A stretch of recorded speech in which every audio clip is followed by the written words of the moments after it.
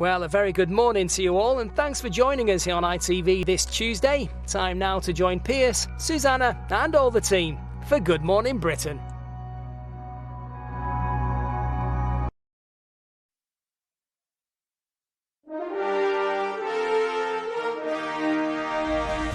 Good morning, Britain. Fresh new accusations from the Duchess of Sussex this morning that her father, Thomas Markle, lied to her about working with the tabloids.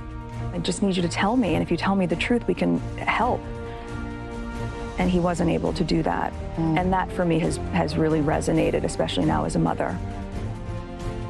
Hitting back, Thomas Markle says he did not collude with the British press. He joins us live for his first interview since Meghan and Harry's sensational revelations to Oprah.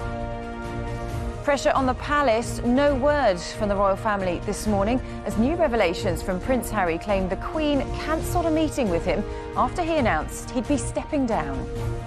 Please pass on to the Duke and Duchess of Sussex that he cannot come to Norfolk. The Queen is busy. She's busy all week. After she just invited you? Yeah. Just invited me. The Queen's busy. She's busy all week. Do not come up here. Also this morning, thousands of jobs at risk as the biggest lender to Britain's steel industry goes into administration. We're live in Sheffield with the latest. And the weather has been pretty fine over the last few days, but it's all starting to break down as I speak. Low pressure moves in, wind and rain is on the way. All that and more coming up on Good Morning Britain. Tuesday, 9th of March 2021. Live from Television Centre in London. This is Good Morning Britain with Charlotte Hawkins. Hello there, good morning. It is 6 o'clock. We're with you all the way through until 9 with Piers and Susanna here from 6:30. First, our top story. In new extracts from her bombshell interview with Oprah Winfrey, the Duchess of Sussex has criticised her own family, saying it felt like a betrayal when she found out her father was, in her words, working with the tabloids. But Thomas Markle has told Good Morning Britain that he did not betray his daughter. Well, in just a moment, we'll speak to our chief correspondent, Richard Gaisford, who's at Windsor Castle. But first to our North America correspondent, Noel Phillips, who's in New York. Good morning to you, Noel. Now, Meghan has made accusations about the royal family, now about her own family. What's she accused Thomas Markle of doing? Well, Charlotte, just when we thought this was all over, then comes these new allegations and revelations from Harry and Meghan's explosive interview with Oprah Winfrey. She has accused her dad of betraying her. She has spoken in a new clip released overnight here in the US. She's spoken about her dad's betrayal, the fact that she believes he went behind her back and was deliberately betraying her despite her trying to or attempting to form some sort of relationship with him. We also got yesterday, didn't we, Charlotte, overnight, an insight into the monarchy, the crisis facing the monarchy, and the fact that there is a clear dysfunctional relationship between Prince Harry, his dad, and his brother. We also heard from Oprah Winfrey overnight. She's been speaking to CBS, telling us more details, comparing, in fact, Prince Harry's relationship and with that of his brother, Prince William, to that of Meghan Markle and her father. Here's more details. Thomas Markle saw his daughter's interview along with the rest of the world when it was broadcast on TV. I have trouble believing this. I really do. He hasn't spoken to Meghan since her wedding or met his grandson, Archie. I see things in my daughter's face nobody else sees sometimes. But it was an extra footage aired since the main interview that Meghan addressed a rift with her father, accusing him of working with the tabloids. And I said, so I just need you to tell me, and if you tell me the truth, we can help. And he wasn't able to do that. I genuinely can't imagine doing anything to intentionally cause pain to my child. I can't imagine it. So it's hard for me to reconcile that. Thomas Markle denies colluding with the tabloids, saying he just posed for photographs to improve his image. In the new clips, the couple also describe racism from the British press and the royal family's failure to acknowledge it. Rude and racist are not the same. But it is Meghan's deeply personal testimony about her mental health that have prompted an outpouring of support here in the US from the highest level. I just didn't want to be alive anymore. For anyone to come forward and speak about their own struggles with mental health and tell their own personal story, that takes courage. And that's certainly something the president believes. I've had my time in the box with the British tabloids, and they're their cruelty in going after Meghan was just outrageous. A poll carried out after the programme aired in the UK found that nearly half of those questioned thought the interview was inappropriate. These viewers who gave us their thoughts were more understanding. She would never, ever be welcomed fully into that family. I think Too Black, Too Strong comes to mind, and it's really saddened me. The pair of them seem really unhappy, and I can understand why they left the UK. Harry and Meghan reportedly wanted to draw a line with the interview, but it will be much harder for the royal family to move on from perhaps the most damaging allegations it's ever faced. Noel Phillips, Good Morning Britain, New York. Well, let's go over to Richard now, who's joined by Princess Diana's former protection officer, Ken Wharf. Good morning to you, Richard. No word from the palace yet on this, but these allegations are so serious, aren't they? It seems hard to think that they're going to be able to ignore this and refuse to comment. Yeah, in the past they might have pulled up the drawbridge, maintained that stiff upper lip. It does seem unlikely, though, in this current age of social media, this onslaught that is happening right the way around the world at the moment, that they would be able not to say anything about this. Newspapers talking about crisis meetings, the telephones running red hot between Windsor Castle and Buckingham Palace.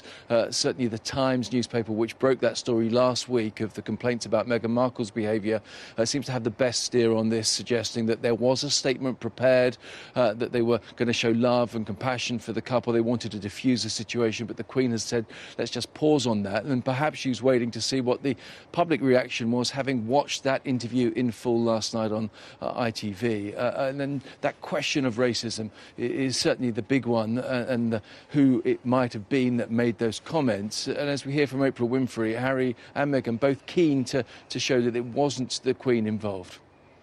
He did not share the identity with me, but he wanted to make sure that I knew, and if I had an opportunity to share it, that it was not his grandmother nor his grandfather that were a part of those conversations. He did not tell me who were a part of those conversations. Right. As you can see, I tried to get that answer on camera and off. So listening to that interview in full last night, you got a sense that Meghan was really concerned about protection, joined now by Ken Wharf, who, of course, used to look after Harry's mother, Diana, and Prince Harry and Prince William themselves. Ken, is she right to be worried about that?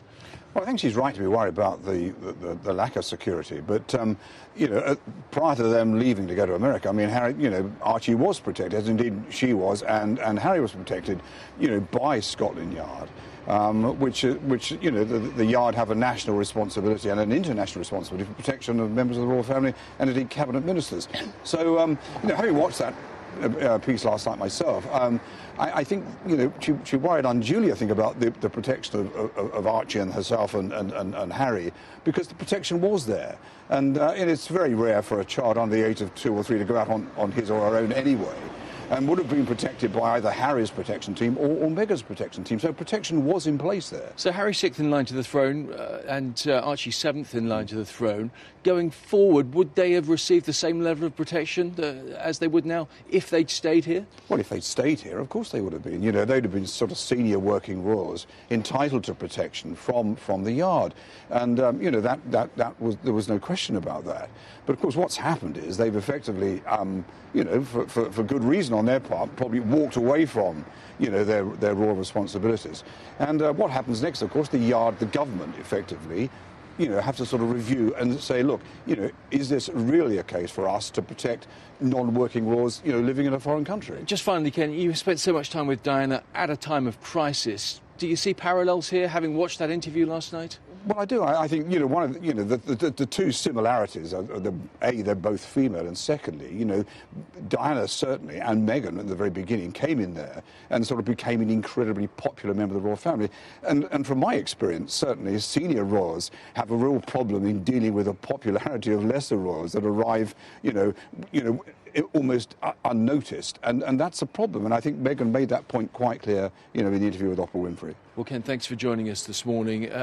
Ken's right, popularity contest now perhaps is something that might be seen as we look to see what people really think of this interview and how popular Meghan and Harry remain, having told the world of their feelings. Yeah, the fallout continues, doesn't it? Thanks very much, Richard. I'll be speaking to the royal commentator Jenny Bond about that shortly as well.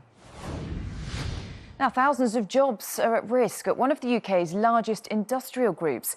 Government ministers have held emergency meetings and union leaders are preparing to meet with businessman Sanjeev Gupta, whose business empire includes Liberty Steel. Katie Ricketts is at the company's plant in Stocksbridge this morning, which is said to be most at risk of job losses.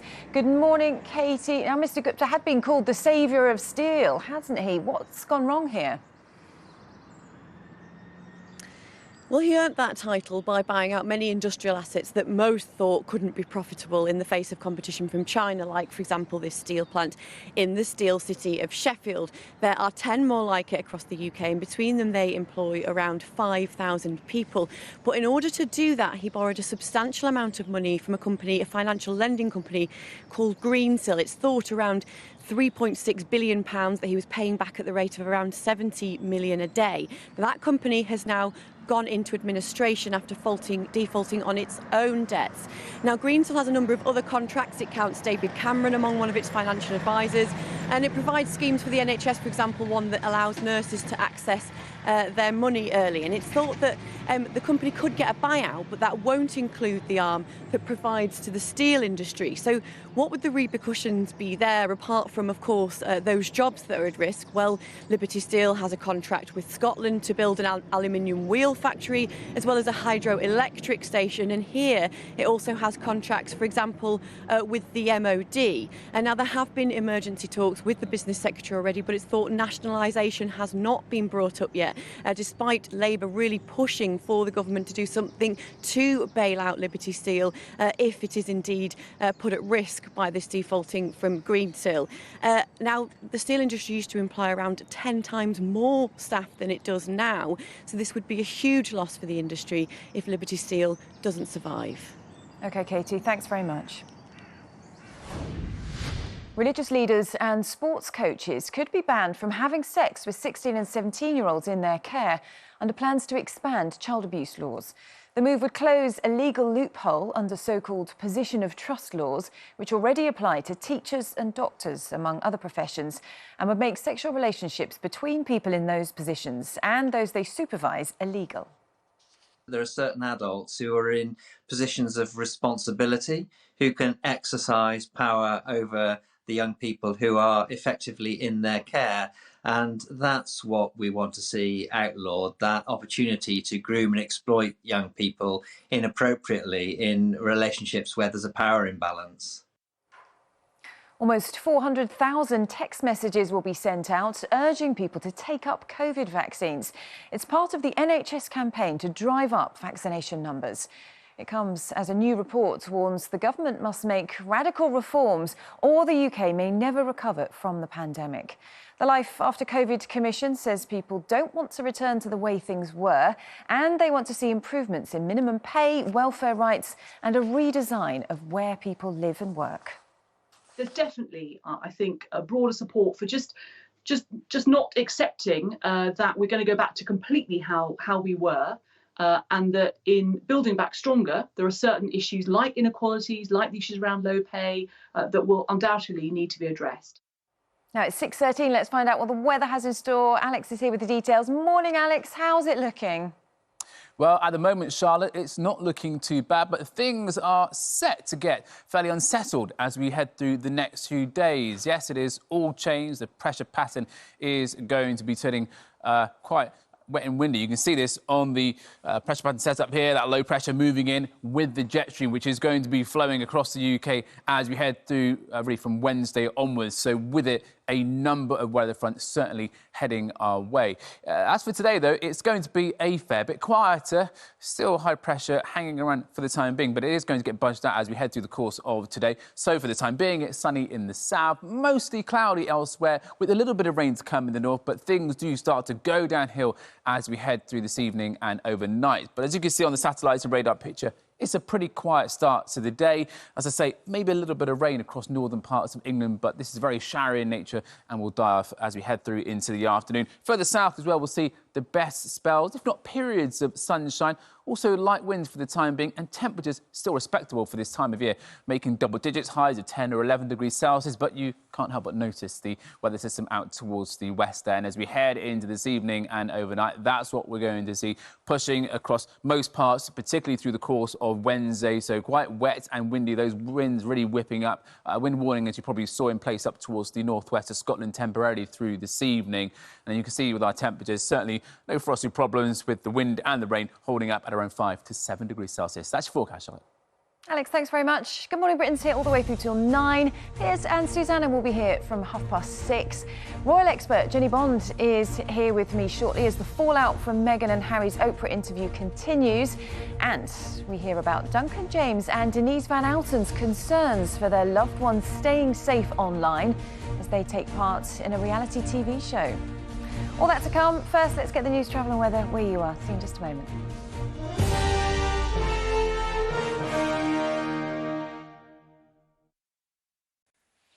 Hello, I'm Sally Bidoff.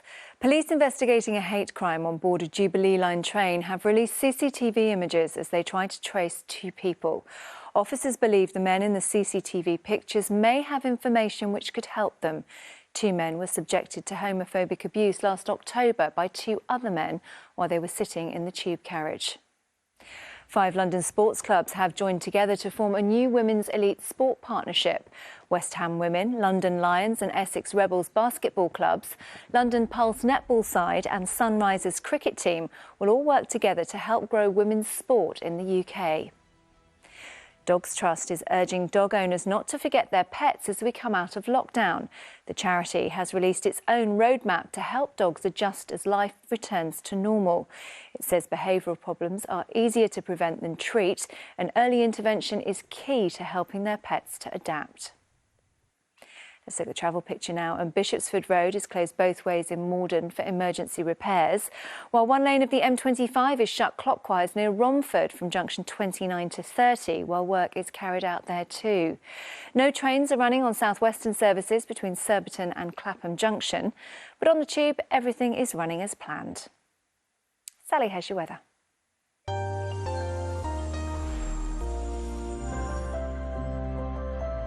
Dentec Temporary Tooth Repair Kit sponsors the local weather on Good Morning Britain.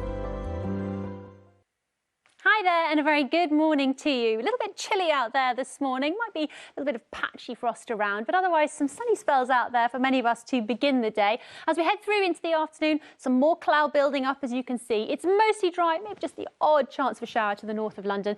Temperatures tiny bit warmer than yesterday, highs of 10 to 12 degrees. See you later. More from us again in an hour, but back now to Charlotte.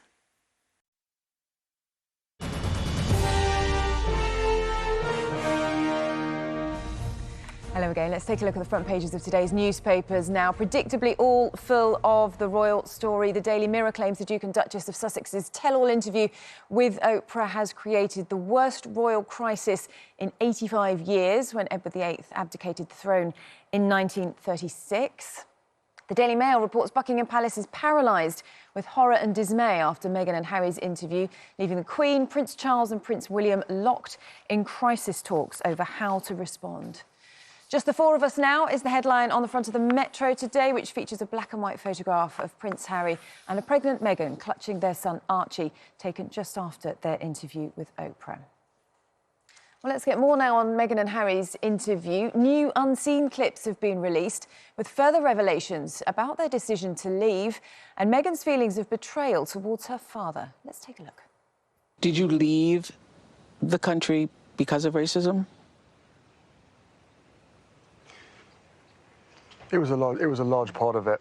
I remember that the Centre Bali fundraiser.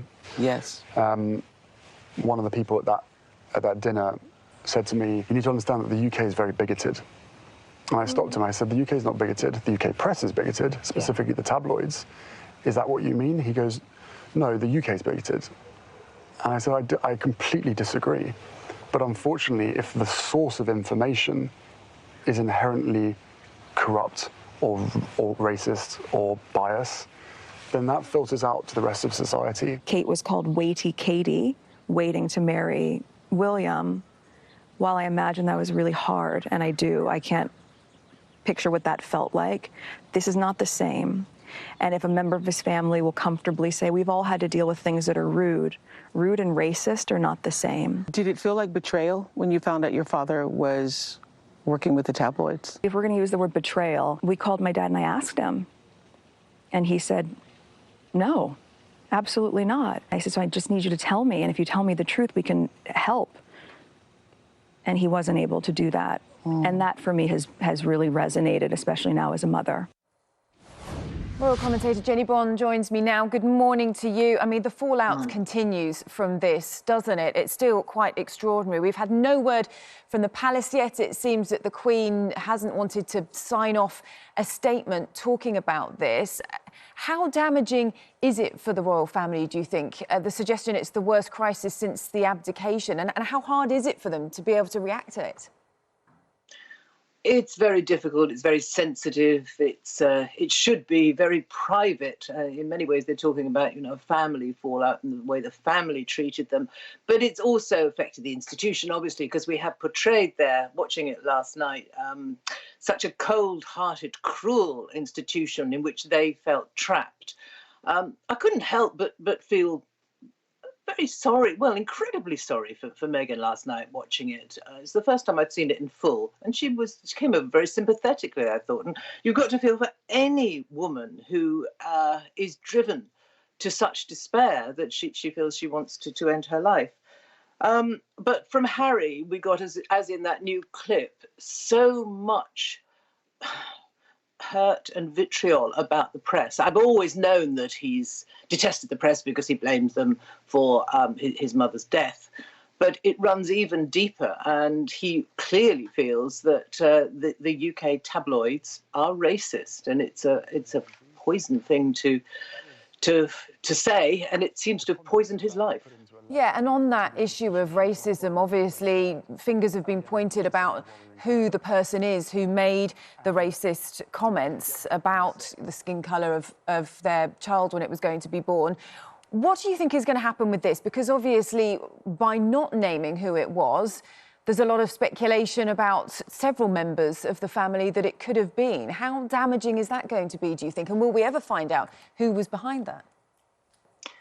Well, I think the palace have got to find out. They must be having discussions behind closed doors about that. Quite what they say about it, I don't know. Racism is such a sensitive subject, but I do think they have got to, I suppose, discuss the context in which this was made. The word that Harry and Meghan have used is that the person expressed concern. Has it been? Could it be? Is it possible to misinterpret it? Should it never be talked about in the first place? So they have to have some private discussions, I suppose, and then come up with some kind of explanation.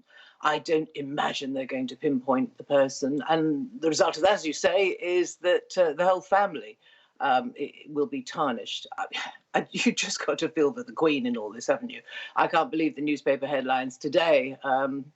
She's been through this before, and to see her family wrecked, torn apart in this way again, it must be so dreadful for someone of her age and her standing. Absolutely. Well, also, while her husband is still in hospital recovering... Yes, we forget that almost. Is there any way back from this? Because you look at the relationship that Harry has with his father, with his brother, with the royal family. There's obviously a rift there. He talks about having space at the moment from his brother. They're on a different path. He talked about his father not taking calls. This is going to be really tricky in the way forward, isn't it? Yeah, but family rifts do heal. As Harry himself said, in time, this probably, hopefully, will heal. The damage to the royal family will be rather more long-lasting. I don't buy the idea that it's a constitutional crisis, that we're not talking about the next king or the next queen. That was never going to happen. They've made themselves irrelevant to the future of the monarchy in that way. But the damage to the family reputation is going to take quite a lot of putting right. OK, Jenny, thanks very much for joining us this morning. Much more to come throughout the programme after this interview. Thomas Markle will be joining Piers and Susanna at 7:30 this morning to give his reaction to his daughter's comments. And you can watch Oprah with Meghan and Harry. It's on the ITV Hub right now. Time to get the entertainment news with Richard Arnold, who's live from Dickie's Den.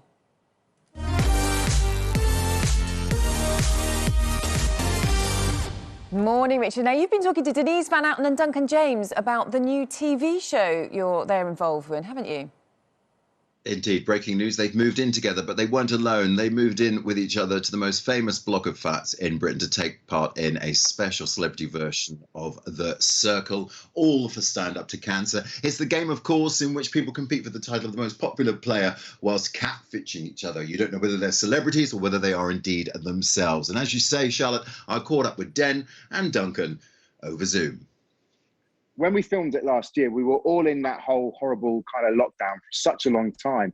And it was just so nice to get out of the house. It was one of the most craziest experiences I've ever done in my life. A lot of charities haven't had the funding, unfortunately, that they would normally get just due to the fact that we were went into lockdown. A lot of events were cancelled and, you know, the marathon and everything. So it was just really nice to do it for such a brilliant cause. And of course, it's all about catfishing, which unfortunately is rife outside that block of flats in the real world. Here's what they had to say.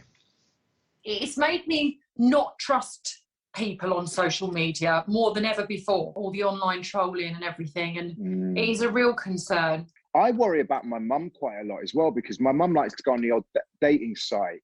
You hear all these awful stories. So I'm always saying to my mum, please be careful. Betsy's at an age now where she's coming up to 11. She's online more. And so I've really had to sit down and explain to her, you know, to be careful, not to give too much information away. And Denise Van Outen and Duncan James taking part in Stand Up to Cancer tonight on Channel 4 at 9:15, a week-long celebrity edition of the show. Oh, I look forward to that one. There's also some X Factor news you can tell us about. Yes, it's coming back next year, revamped, souped up, and promises to be one of the best series that we've seen in recent times. Jessie Nelson from Little Mix fame has apparently been touted as a judge. We know she's retired from the band now, citing mental health issues. Simon Cowell reckons she's got just what it takes to judge the contestants next year, having been through the roller coaster and the pitfalls of fame and fortune herself. So one to look forward to, Charlotte. Richard, thanks very much. Now, competition time. Andy's got a brand new camper van and £40,000 to be won. Morning. Now, holidays have been off the cards for a while, but this is a prize that could change all of that. We're giving away a brand new VW camper van, and it's this. So as soon as we've got the green light to travel again, you'll be good to go with your accommodation sorted already. There's enough space to sleep 4, 2 downstairs and 2 up here. Also included is a fully fitted kitchen with a hob, a fridge, there's even a kitchen sink. On top of the camper van, we're also including £40,000 for you to enjoy. So you'll be all set to head off on an adventure with this prize worth over £100,000. If you want to win, here's how. For your chance to win a camper van and £40,000, go to the website. Entries cost £2. Text WIN to 62525. Text costs £2 plus one standard network rate message, or call 09068 782525. Calls cost £2 plus your network access charge, or post your name and phone number to BK10, PO Box 7558, Derby, DE1 0NQ. Entrance must be 18 or over. Lines close at 2 p.m. on Friday the 26th of March. Good luck. We predict showers. Warm showers. Do you see? Proud sponsors of Good Morning Britain National Weather. Boxed boilers. Hello, a very good morning to you. It's still not a bad day out there at the moment. However, things are set to turn quite wet and windy as we head through the next few days. And you can see this on our pressure pattern setup, and also the jet stream, which is going to be flowing over the British Isles as we head through the course of Wednesday, and really will continue to be this way into the weekend as well. So outbreaks of rain, strong winds, and also some heavy showers. But as I say, for today, it is a much quieter picture, particularly across the south, out towards the west and across the north. Actually, we could see a few showers developing from time to time, but nothing really too heavy. The best periods of sunshine certainly will be across the south. Further north, that bit cloudier through today. The wind's also starting to pick up as this low pressure starts to move in as well. With it, some heavy rain, and this is what we're going to be dealing with as we head into tomorrow. So quite an unsettled day certainly does lie ahead. This evening, we'll actually see that rain really driving its way eastwards across the UK. The wind's also quite strong, as I mentioned before, and the Met Office have issued a warning very much in place, maybe gusts up to 70 miles miles an hour. And we'll have to watch to see if there will be further warnings issued as we head through the next few days. Wednesday, it stays wet and windy. Most of that rain out of the way on Thursday and Friday, but we are going to be left with a steady stream of showers coming in. Temperatures also start to slip away as well, perhaps back down to highs of 8 or 9 degrees Celsius. That is your forecast. For the weather in detail where you are, go to itv.com/weather.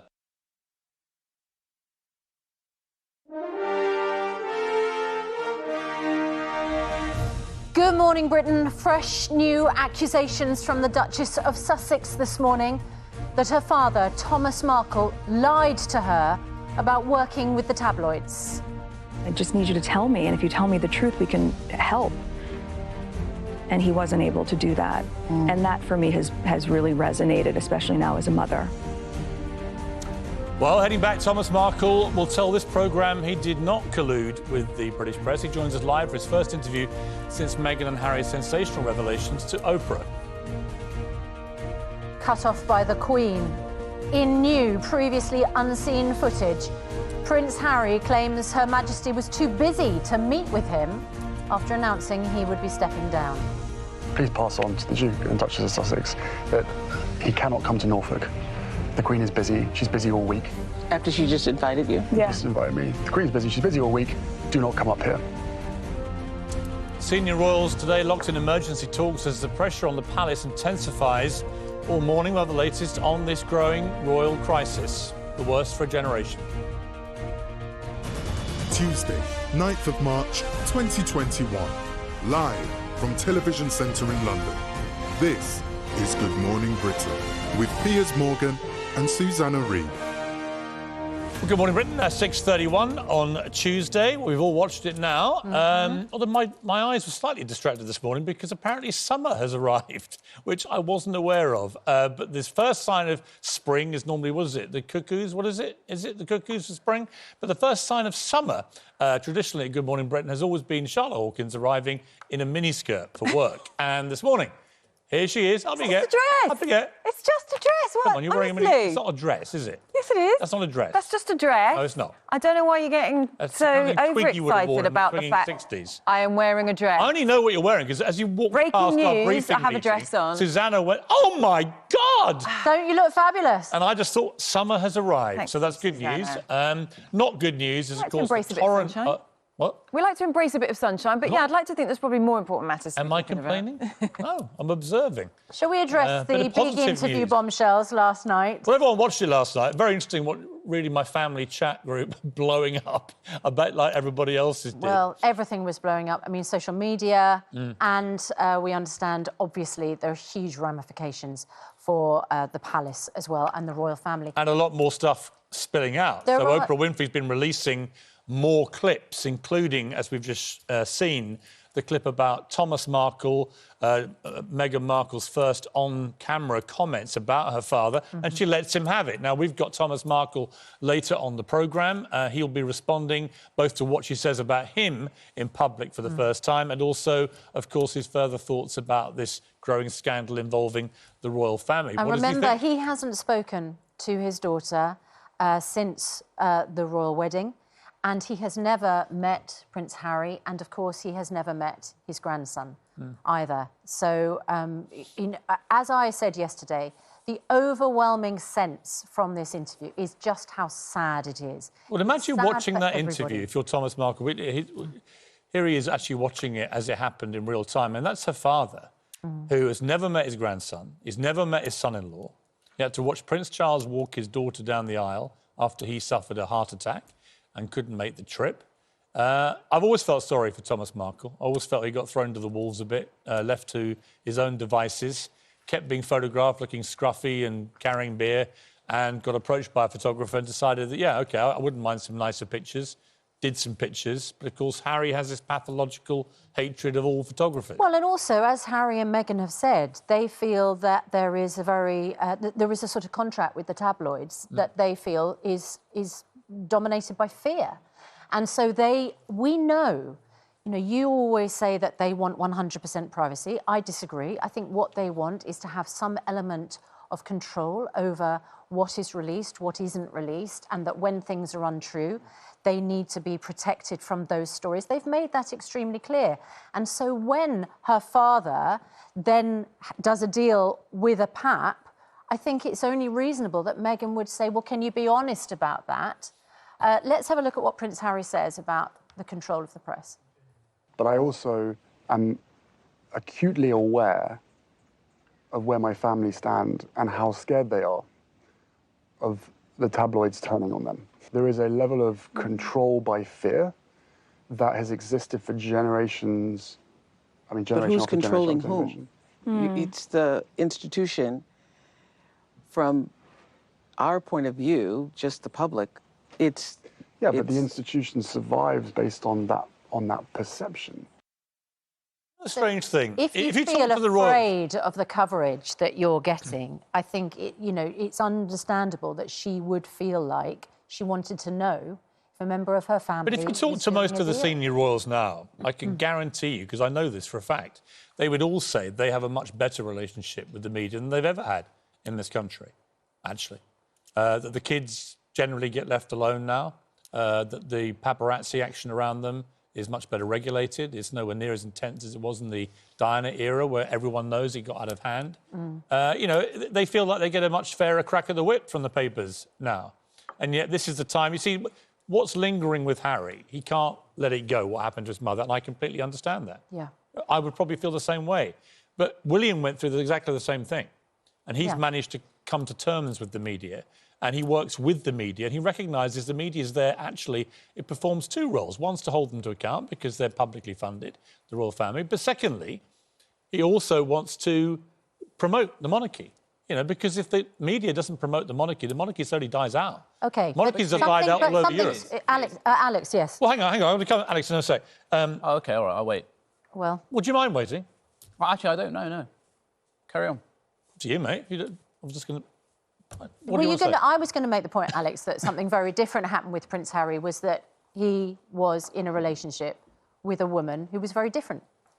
And they felt that the press then turned on them and was racist. They have had an overwhelming amount of negative press. I watched the programme yesterday, and yes, they had some great press around the wedding, but what press is going to trash someone's special day? There was bad press around the engagement, before the engagement, and everything that has followed since has been incredibly damaging, quite clearly to Meghan's mental health and also to Harry. And I hear Piers say that, William has gone through the same thing, but do you know what? Siblings experience tragedy in their life, and one will be absolutely fine and brush it off, and the other will not be able to deal with it so strongly. And that's clearly what has happened with Prince Harry in this situation. He walked behind his mother's coffin at a tender age in front of the globe. That is going to shape a young boy for the rest of his life. So I think that we need to all take a step back. And I understand that you don't like Meghan Markle. You've made it so clear a number of times on this programme, a number of times. And I understand that you've got a personal relationship with Meghan Markle, or had one, and she cut you off. She's entitled to cut you off if she wants to. Has she said anything about you since she cut you off? I don't think she has, but yet you continue to trash her. OK, I'm done with this. No. Sorry, no. Sorry. Do you know what? That's pathetic. You can trash me, mate, but not mine. No. See you later. I'm being... Sorry, can't do this. This is absolutely diabolical behaviour. I'm sorry, but Piers spouts off on a regular basis, and we all have to sit there and listen. 6:30 to 7 o'clock yesterday was incredibly hard to watch. Incredibly hard to watch. He has the ability to come in here and talk from a position where he doesn't fully understand. OK. And I'm absolutely... I think we need to just all take a break. We'll see you in a moment.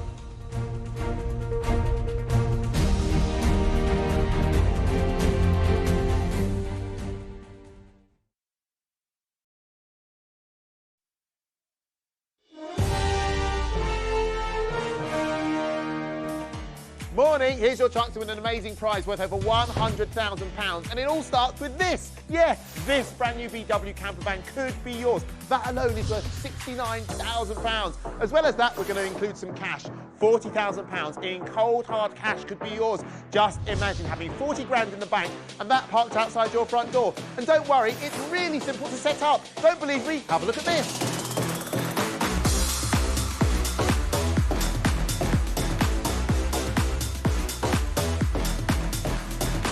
Told you. So if you want to win a brand new camper van and £40,000 in tax-free cash, remember what I always say, you've got to be in it to win it. Good luck. For your chance to win a camper van and £40,000, go to the website. Entries cost £2. Text WIN to 62525. Text costs £2 plus one standard network rate message, or call 09068 782525.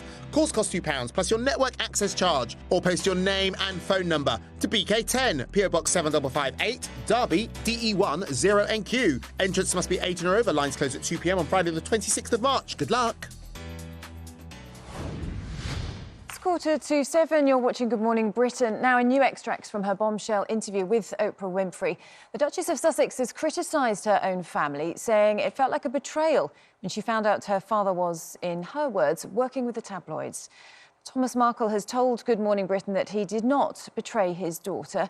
Well, in just a moment, we'll speak to our chief correspondent, Richard Gaisford, who's at Windsor Castle. Let's go first to our North America correspondent, Noel Phillips, who's in New York. Good morning to you, Noel. Now, Meghan made accusations about the royal family. She's now made new claims about her own family's behaviour. What has she accused her father of doing?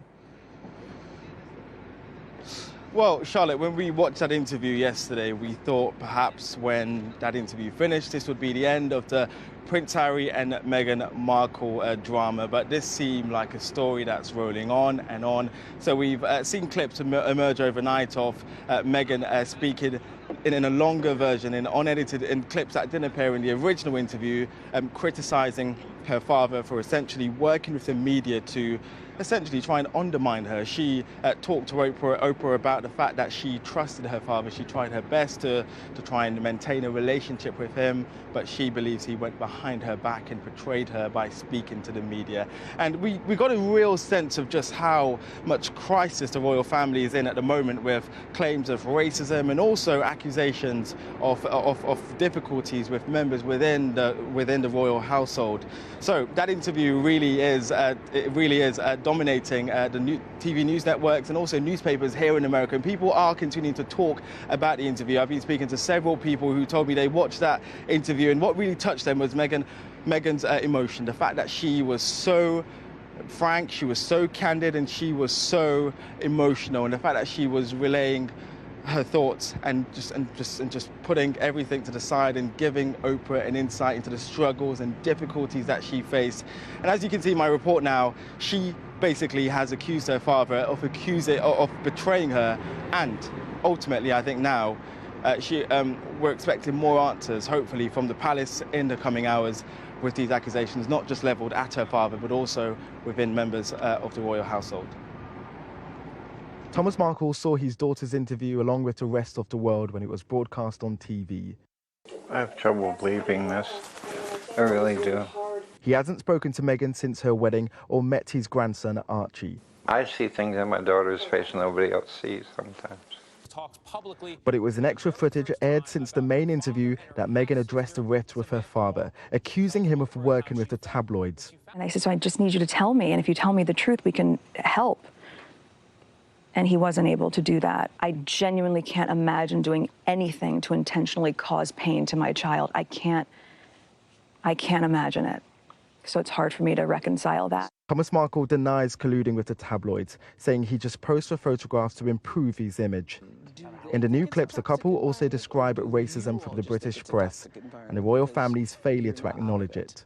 Rude and racist are not the same. But it is Meghan's deeply personal testimony about her mental health that have prompted an outpouring of support here in the US from the highest level.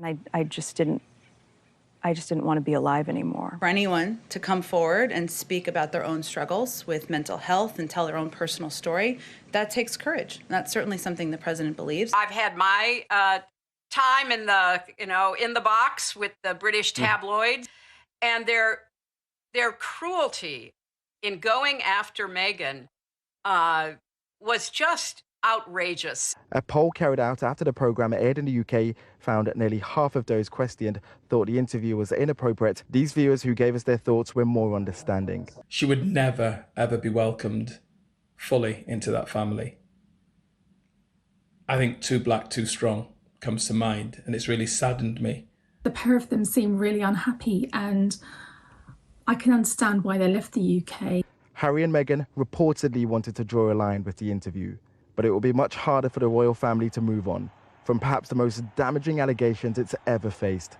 Noel Phillips, Good Morning Britain, New York. Well, we can talk to Richard Gaysford now, who's joined by Princess Diana's former protection officer, Ken Wharf. Good morning to you, Richard. We've still had no word from the palace on this, but these accusations are so serious, it doesn't seem likely there's any way the royal family can just ignore them and not comment. Yeah, in days gone by, Charlotte, they might have pulled up the drawbridge, pretended nothing was happening and just got on with things. I'm not sure that that is possible. In the world we live in now with social media, there is an onslaught all around the world, people talking about racism within the royal family. And if the papers are to be believed today, there is meltdown in the royal household as they try and work out what to do.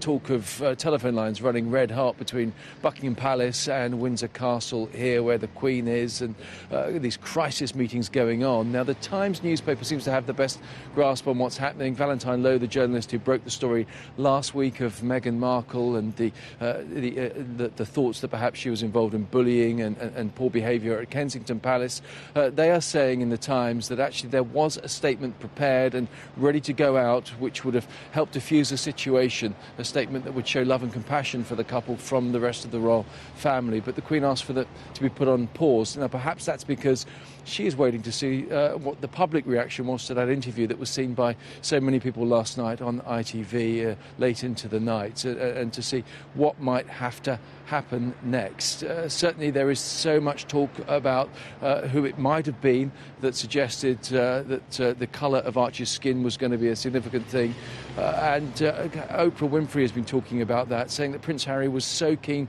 to her to make sure that people knew it wasn't the Queen involved.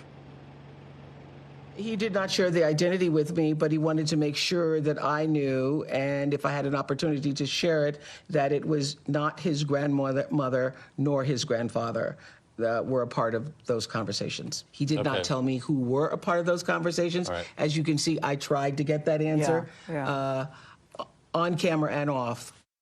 Yeah, sure. So one of the other things that Meghan Markle was deeply concerned about when you watched that interview in full last night was the protection that may be offered to Archie, to Harry and to the family in general. Let's have a chat with Ken Wharf, who, as you say, looked after Princess Diana. You looked after Prince Harry and Prince William, Ken. I mean, is she right to be concerned about protection? Well, I think, when in the UK, I don't think she was, you shouldn't have been concerned about protection because, Harry himself was in receipt of protection from the Yard, as indeed Meghan was. And, it would have been, quite out of order to build up a protection team for a baby of, under the age of 3. And what happened with me, certainly in the days when I was looking after Prince William and Harry, aged 5 and 3 respectively, before I turned up, they would be guarded by the protection teams of their mother and father, which would have happened with Meghan and Harry and Archie. And if they'd remained in the United Kingdom, of course, a team would have been introduced to look after Archie once beyond the age of 3 had gone to schooling. But of course, the minute they decided to, move across the pond to America, then, the Yard quite naturally had to sort of revisit this protection. And clearly now that they're no longer working royals based in the UK, I think it is right that the protection withdrawn. That's not to say that I don't think that Harry and Meghan, are at risk, because I think they are, probably more so now. And we now know that Harry said that he's got his own protection team and in funding that courtesy of the legacy of his mother. Well, Ken, thank you for that insight. It is interesting to see so many of the questions that have been raised by that interview, so many of the points made by Meghan and Harry, and whether or not later today we will hear from someone inside the royal household as to what the Queen and perhaps others think about it. OK, Richard, thanks very much for taking us through that. And if you haven't seen it yet, you can watch Oprah with Meghan and Harry. It's on the ITV Hub right now. Well, clearly what that interview has done is it has raised a lot of emotion, a lot of tension, and there are enormous issues at stake here, very important issues. I don't think there are issues that we can't overcome. Yeah. Through yeah, conversation. but what we need to do, Alex, is talk about them in a civilised manner, given we work at the same show, on the same team. You're launching into a pretty personally derogatory monologue. No, I wasn't. Of one of your colleagues isn't probably the best way to go about it, all right? Piers. So, sorry, much as I'd like to sit here taking abuse from you for hours on end, that's not going to happen. Back up for 1 second and let me finish. I'm not trying to come on this show and take you down, tear you apart. That's exactly what you tried to do. That's not... And I'm just not prepared to do that. Piers, I'll take it from people outside. I'm not going to take it from you as one of our team. Piers, just because we're on the same side doesn't mean we have to have the same view. No, you can express your view without being personally derogatory. Listen, the thing for this whole situation is very personal for me. And I'm not by no way, shape or form accusing you of being a racist. You know, I have the luxury of knowing you on and off screen, and we've had conversations. I know where you stand on things. I'm not...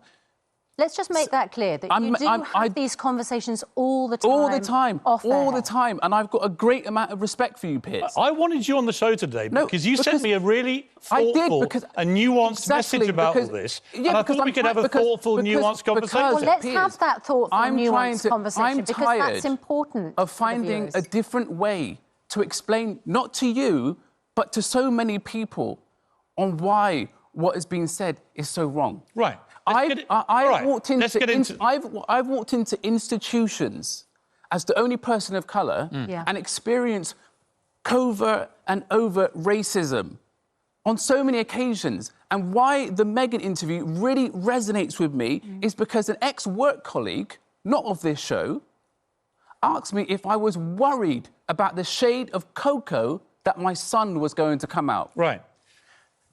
So I fully understand the hurt that is behind all of that. Right, let me ask... And when you're mixed race, what you find, in my personal experience, and there may be other people that may come forward and say this, is that when you are a lighter shade of black, people gain confidence and feel that they can say things to you that they wouldn't say to a black person. That's such an interesting point. And that is my experience of all of this. Right. And by the way, I completely respect that. Right, and that's why I wanted to get you on the programme today. It was my suggestion to have you on to talk about this. But Piers, and thank you so much for having me on the programme. I really appreciate it. But I just want you also to be aware of the power of your words. And I'm not saying that you're a racist, but what I do... What are you saying? Do you know what I honestly feel? I feel as though... because of your previous relationship with Meghan Markle, you've sometimes... I didn't have a relationship with Meghan Markle. But you met up with her, you knew her... I knew her briefly. Right, so we've joked about it on the show. All that did was... So I'm allowed to speak. OK, talk. All that did was inform me that she's a bit of a cut and run. Right. Right, throughout her life, and all her family, her father... Yes. Her ex-husband, her ex-friends, they've all been cut out of her life, right? And it's an interesting observation that I happen to be one of those people. An interesting observation, but I do feel... Right, can I finish the situation sentence, that you are struggling... Guys, if we're going to have this conversation... You've got to let me talk. Talk. Right. Can we talk about the programme? It doesn't really matter what I think of Meghan Markle. It doesn't matter whether I believe her or not. What matters is the damage that she is accused of doing to the royal family. And let me ask you honestly, on the issue of race, she has now got the whole of America and the worst of the world, frankly, looking upon the palace, the monarchy, the Queen, everyone in the royal family as a bunch of racists. And it all comes down to two things that she said in the interview. One is something she didn't hear, but Harry reported back to her, that a senior member of the royal family that wasn't the Queen or Prince Philip, so presumably is either Charles or William, we would hazard a guess, has made a comment to Harry about what colour skin his baby may be if the relationship progresses. OK, but there was concern about the way in which that question was asked. That's my question for you. She said there was concern. Harry didn't say that. And my question for you is this, and it's a straight question I think a lot of people are asking. Because you've been in this position, right? And you've been equally offended. On the receiving end of that question. Is there a qualitative difference between somebody perhaps innocently saying to you, out of interest, if you have one parent is white, one parent is black, you know, what colour could your baby be? Let me finish. What colour could your baby be? Is there a difference between that question phrased in that innocent, perhaps, way, and somebody doing it in a tone that says, well, how dark is your baby going to be? Well, I think, in a derogatory, perhaps racist tone. Right, exactly, and there is a difference. But what we're getting from the interview is that it was said in a negative way. She said that, but he didn't, did he?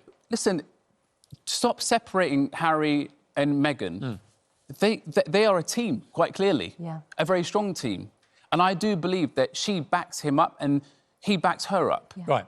So, and like I said, tone and language is everything. But is there a difference? Okay, but let me ask when you, it was said to me, the key word was, are you worried? Right. Yeah. Right. Okay. But that to me is and racist. there's a big difference. That to me is racist. But that's what she is reports. racist. But do you think it's racist? It's a legitimate question many people have asked. Is it racist, do you think, if, for argument's sake, it was William or Charles? Let's not put a name to this person. We don't know. And part of the problem, I know you agree with me about this, it'd be easier if they just said who it was. Right. Right? I'll come to that. But is there a difference? If it was said, perhaps in all innocence, right, and they just said, oh, what colour baby might you have, without any suggestion of it being a concern or a worry if it had darker skin, would that in itself, would just the question be racist? That in itself is fine, but you have to think about how it feels on the receiving end, because what we're speculating is as to how that message... Yeah, I don't know how it was communicated. Right, but what I would say to you is, if it was done as a worry or concern... We also have to take into consideration how it felt. The other thing that we also have to think about, and I have publicly said this on Twitter, Piers, I agree with you now that I feel that they should have named the person, because all it's led to is all of us asking loads of questions, and I personally am looking at the royal family as to which one could Who's it be? the racist, yeah. Who's the racist? But again, we have to also just take a step back. Do you know how much courage it takes to actually speak about racism, to actually call it out? Because I've been in situations where I haven't called out every single bit of racism that's happened to me based on how I've been treated or how it was handled in the past. Because you're worried about a backlash. And you're also worried about a backlash. And there will be people that will treat Harry and Meghan differently because they've spoken out. OK. But this is the whole thing. We've got to get comfortable talking about the uncomfortable. And that's why it's important for me and you to have this conversation. Right, but let's just not make it personal then. It's fine. It's not... You made it personal. Well, let's move on from that. It's hard because, you know what, we talk personally about, you know, people on this show and we give our opinions on them, don't we? So, actually, sometimes it does come back at you. We have to be...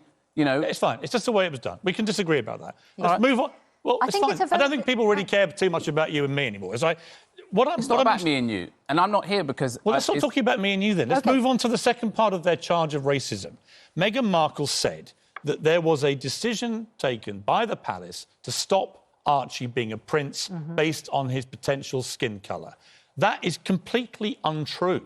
That's just not true. Now, the damaging effect of that, plus whatever may have been said to Harry, and we don't know what it was or the context, and we don't know who said it, but it was those two things have detonated, as you know, a racially charged bomb at the palace, which is almost impossible for them to refute because they don't talk in public about this kind of thing, and people aren't probably going to believe them even if they do now. But that's what concerns me, is that the first part of that allegation, we don't know any of the details or who said it or how they said it, and the second one is completely untrue.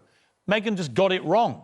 Archie hasn't been prevented from being a prince because of his skin colour.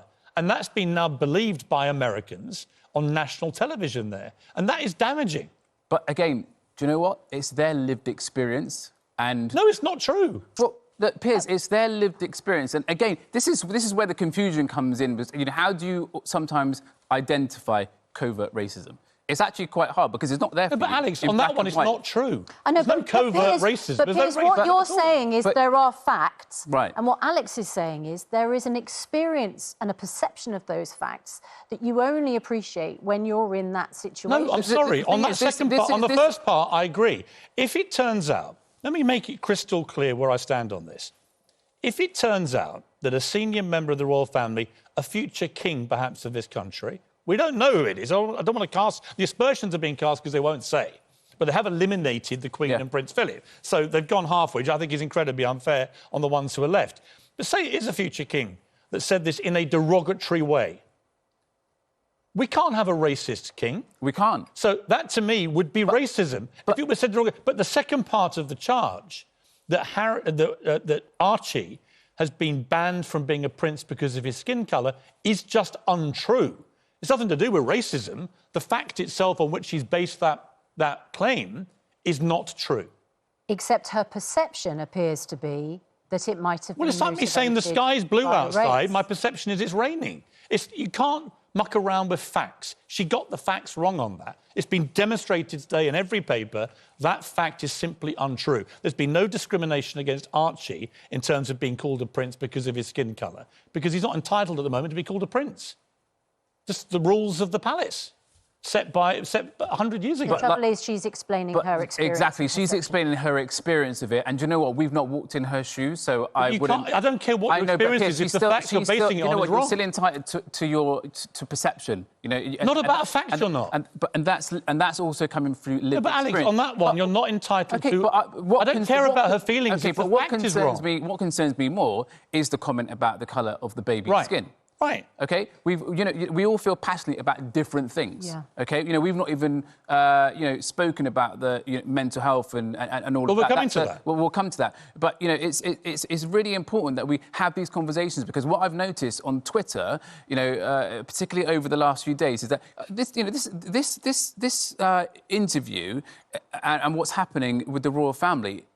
The ripple effect is huge. Huge. To the point where me and you are on here, we feel so passionately about it, and it's great. I genuinely feel... And I want to talk about it, and I do feel as though, of course, if we find out who it is, I'm sure, you will be right behind me, and I'll be right behind you, talking about how wrong it is and how, No question. No question whatsoever. But what I find is that people don't always want to accept that it's a possibility that something like this has happened. And this is the thing with racism, right? Racism isn't always caught on camera. Racism isn't always a black man led on the floor with a white police officer's knee in his neck. Mm-hmm. It comes in all different shapes or forms. What I want to see is the same energy that we had back in the summer right now. Yes, but let me just put a little dampener on this, right? One of the two charges of racism, perhaps the most incendiary, that actually he was being discriminated against, because the Queen decides all the titles. So what she was basically saying is the Queen's a racist who stopped Archie being a prince because of his skin colour. We know that is completely untrue. So I don't know that the Queen's a racist.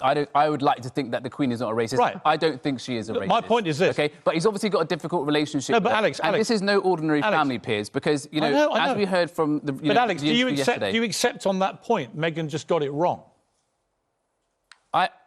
Like I said, I am not an expert on royal protocols. Right.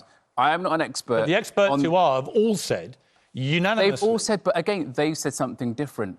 Piers, I haven't said something different. I'm happy to listen to both sides. Well, they feel a certain way. They feel that Archie hasn't been given a title because of the colour of his skin. Prince William. We know that's not true. Well, hang on a moment. So Prince. But you don't know that it's not true. We do. No, think about it. Can we just talk about this particular fact? If we think about the possibility that what they're saying is true and that they were worried about how dark Archie would be, it's also a possibility that they might not want him to be a prince. They might not want him to have a title.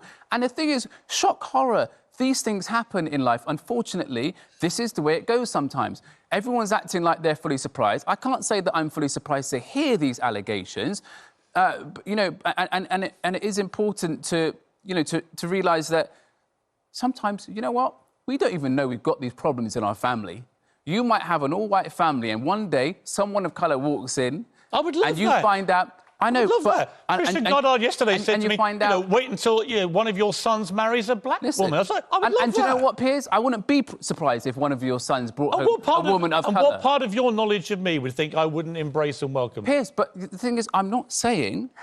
That's what I'm saying. We have conversations on the show. We have conversations off the show. Okay, and I don't feel that you are a racist. I'm sorry. And if people say to me, Piers Morgan, I will 100% say... I don't have a racist bone in my body. Because I'm judging you on my experience of you, and my experience of you is not that. Right. OK. But that's why I just feel as though the stance that you were taking on it yesterday was so strong. I just feel that it was slightly clouded by the fact that you've had an experience with her, and actually what this is really about is the fact that you don't like Meghan Markle, and that's OK. And you know what? And it's OK that Meghan Markle might not be perfect. All that did, it's and let me okay just that stress she again, might be a little bit difficult. I did not know her that well. All it did was inform me that she has a bit of a streak in her where she cuts people out of her life when she moves on. That's fine. She's entitled to do that. But she's done it to her whole family, apart from her mum.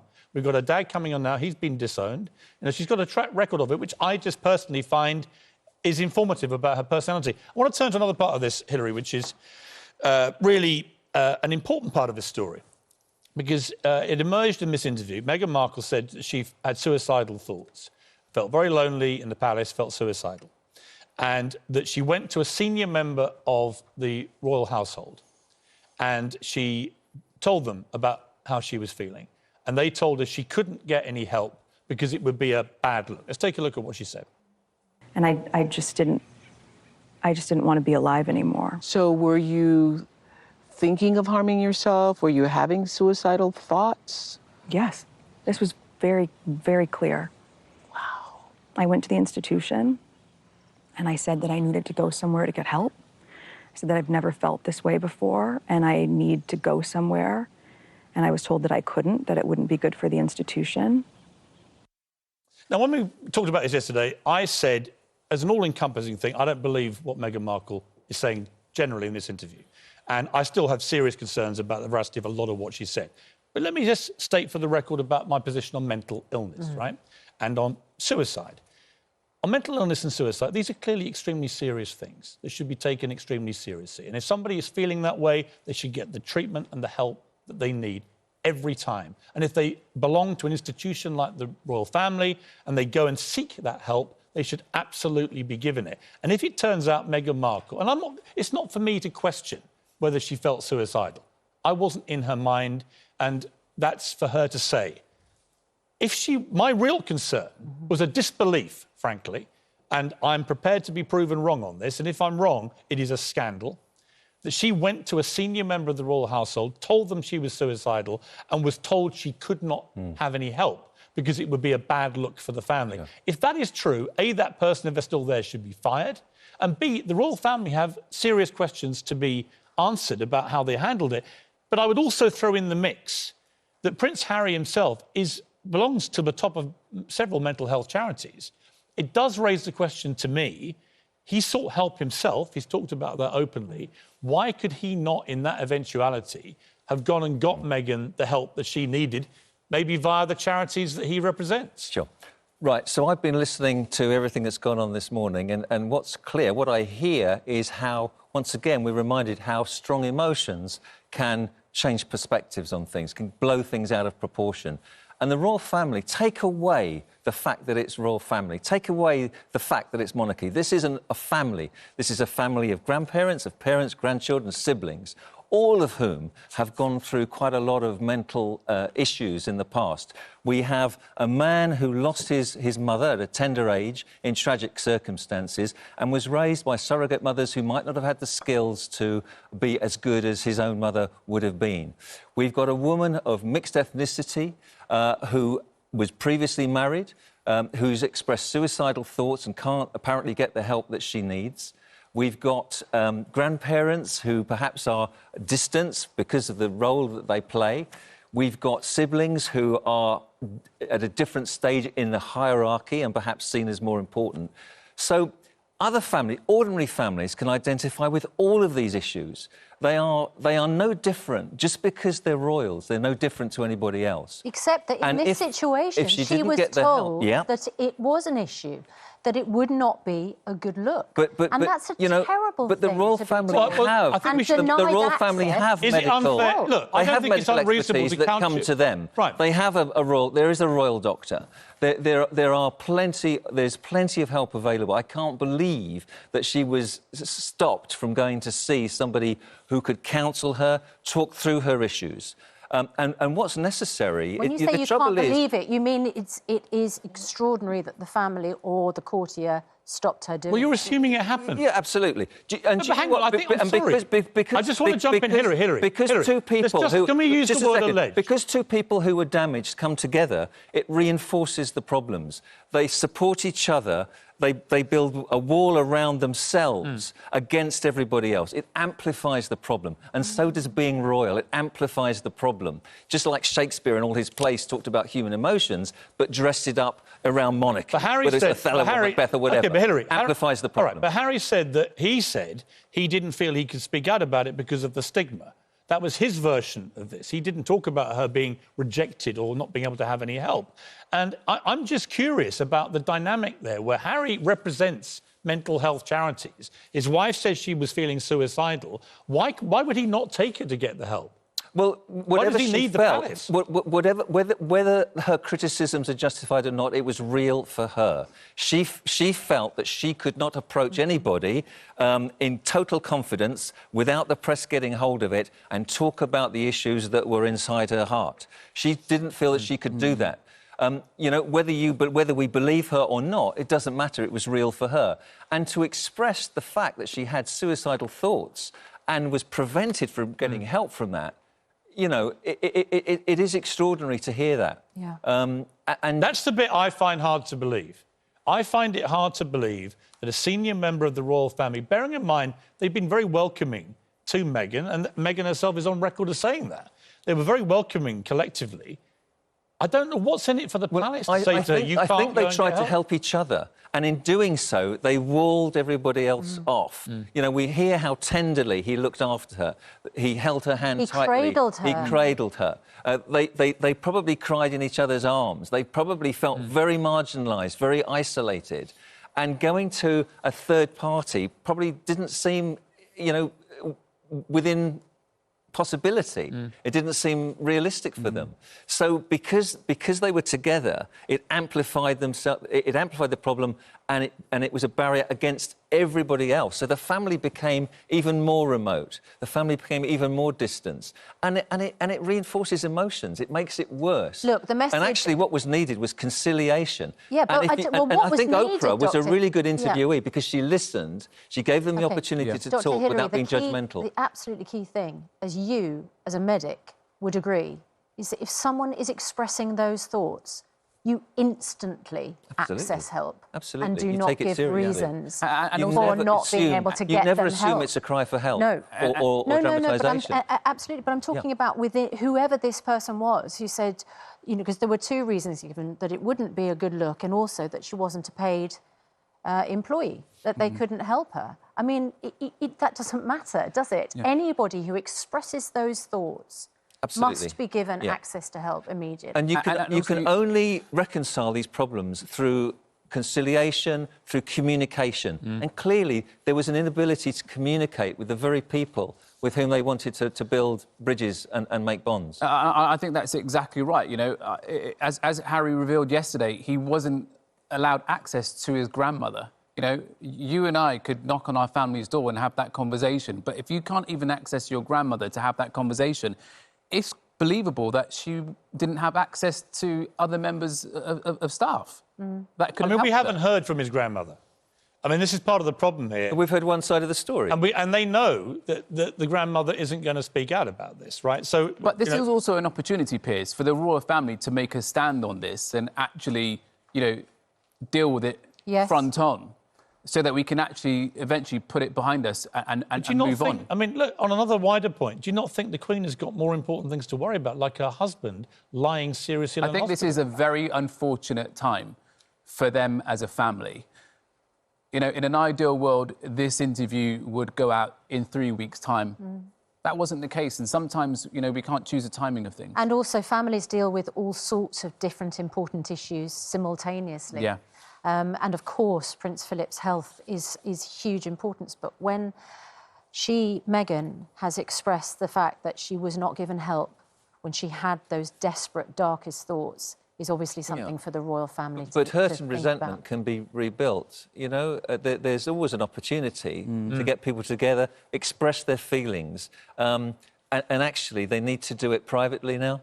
They need to do it much more privately in order to get that reconciliation. I mean, you've got a situation where you've got two families being completely torched. Yeah. And I cannot believe that Meghan and Harry are going to be happy having zero contact with any of their families, other than, in Meghan's case, her mum.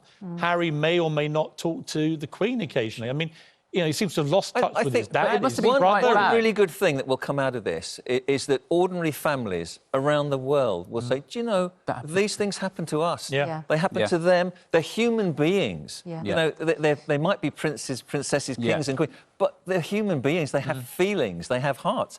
And actually, every other family in the world will say, do you know what? It makes our problems put into perspective a little bit, you know, because we all have these issues to face. We all have baggage. We all have... Well, we're all one big happy family around this desk. Oh, we are. Well, group hug, Alex. All right, reconciliation here today.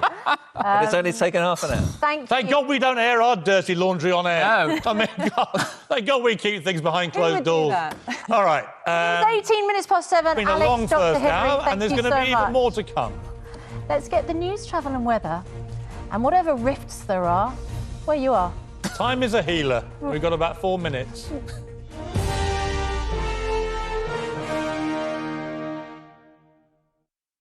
Hello, I'm Sally Biddell for the JMB headlines for London.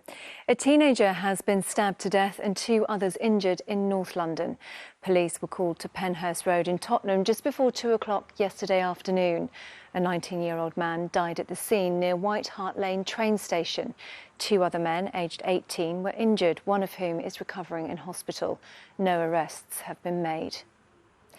A new national campaign backed by celebrities in London is shining a light on care workers. Jo Brand and Arlene Phillips are just some of the well-known names helping to inspire people to consider a role in the care sector. 5 London sports clubs have joined forces to form a new women's elite sport partnership. West Ham Women, London Lions and Essex Rebels basketball clubs, London Pulse netball side and Sunrisers cricket team will work together to help grow women's sport in the UK. And Dogs Trust is urging dog owners not to forget their pets as we come out of lockdown. The charity has released its own roadmap to help dogs adjust as life returns to normal. It says behaviour problems are easier to prevent than treat, and early intervention is key to helping their pets to adapt. Let's look at the travel now. And one lane of the M25 is shut clockwise near Romford from junction 29 to 30. That's for emergency repairs. And on the Tube, everything is running as planned. Nice day in store. Here's Sally.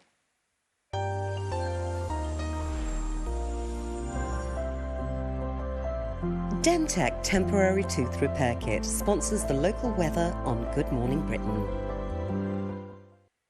Hi there and a very good morning to you. A little bit chilly out there this morning. Might be a little bit of patchy frost around, but otherwise some sunny spells out there for many of us to begin the day. As we head through into the afternoon, some more cloud building up, as you can see. It's mostly dry, maybe just the odd chance of a shower to the north of London.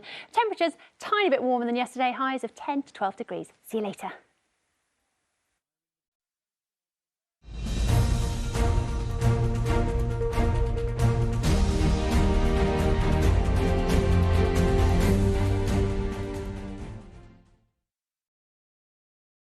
Box.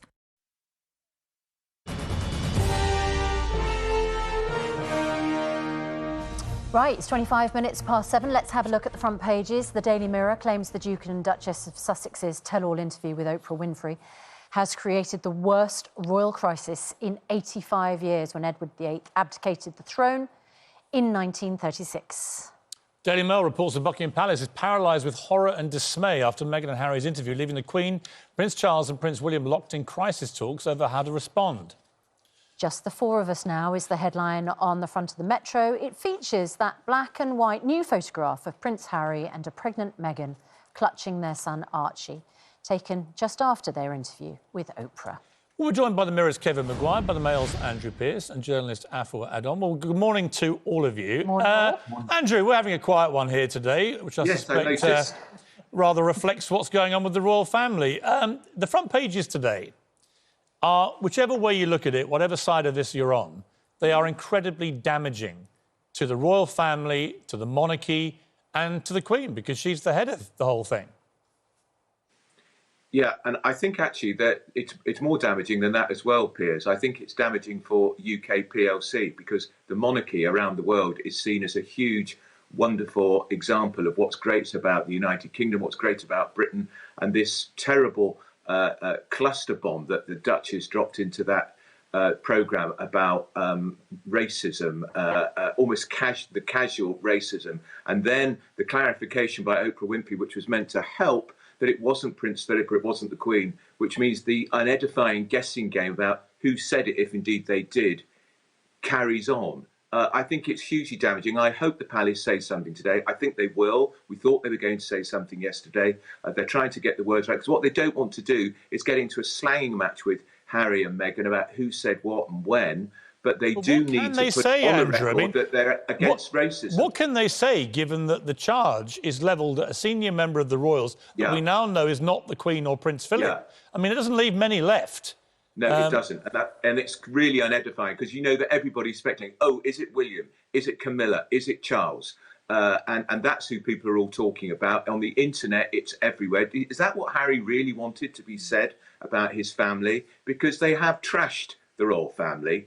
It was self-righteous, I thought, in tone. They didn't do anything wrong themselves, and they appear to have no regrets. OK, but Andrew, as I said on the programme yesterday, they feel they were trashed by the royal family. They feel that the treatment that they got was something that they needed to respond to. They needed to have their say. They felt they weren't protected, but yet they were also controlled, stifling control, where she says her passport, her driving licence was taken away and she couldn't get out of the house, you know, without permission, and she was denied permission. I fear there are huge claims here, massive allegations about racism, about mental health, about control, about the press. What would you like to hear today, for instance, from the royal family that might help the situation? Because at the moment, it doesn't feel like there's very much mending or healing going on.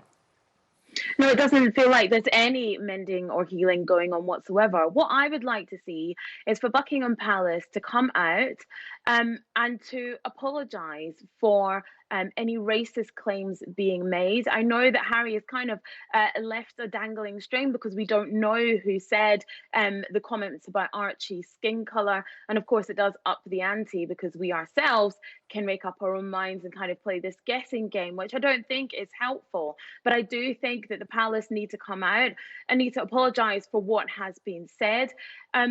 And, you know, it just put out a statement saying this isn't the way that we thought that things should be, that we thought that things would play out.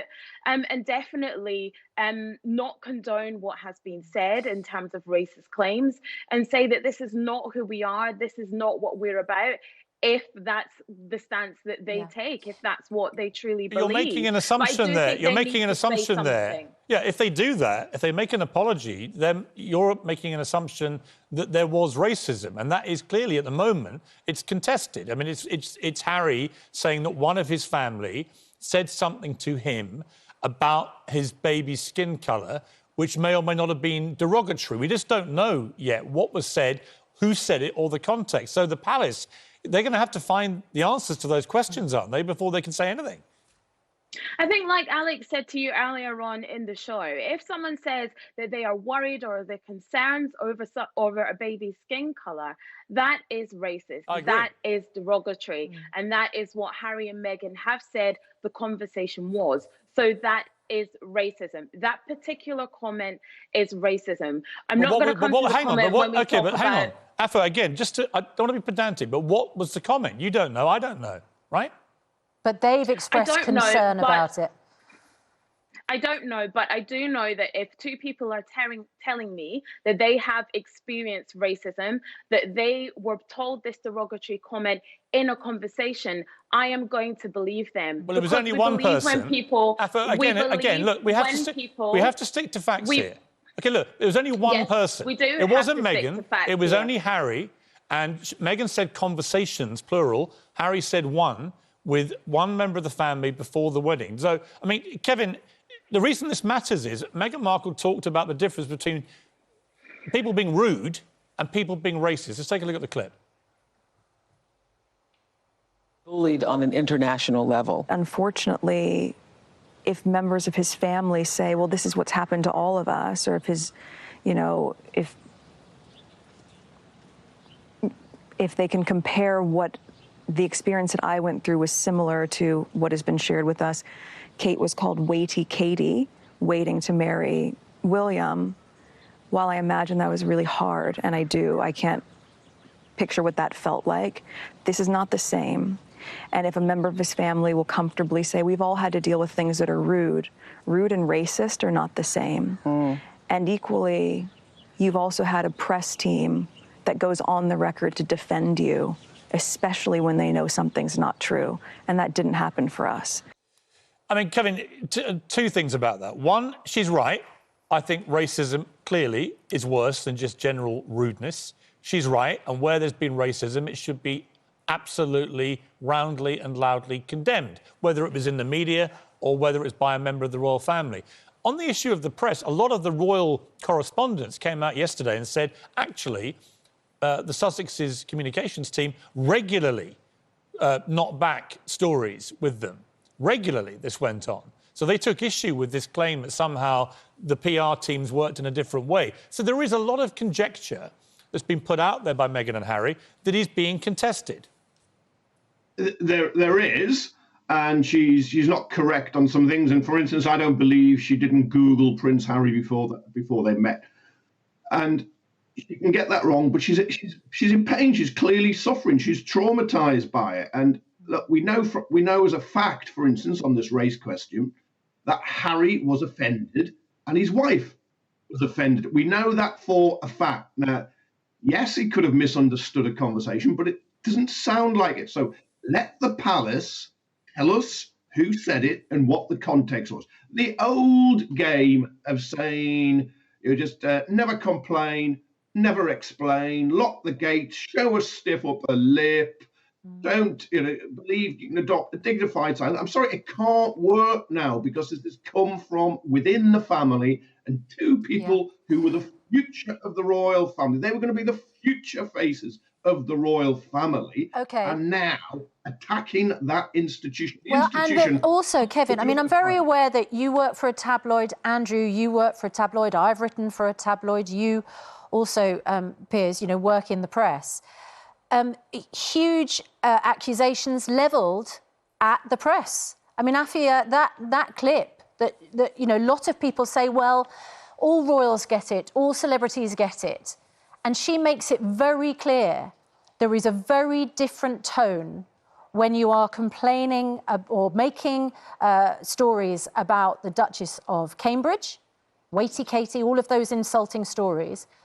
And it's very different when you're saying straight out of Compton or you're linking an avocado that Meghan enjoys serving to guests to climate change, environmental destruction and violence. Oh, yeah, there is a really big difference. And it's that kind of unconscious bias that we talk about. It's that kind of underlying, insidious, systemic racism, and I will call it that has been often linked to stories about Meghan. And it's just lazy. It's this trope that has been used for so long and talking about Meghan in this derogatory way in the press.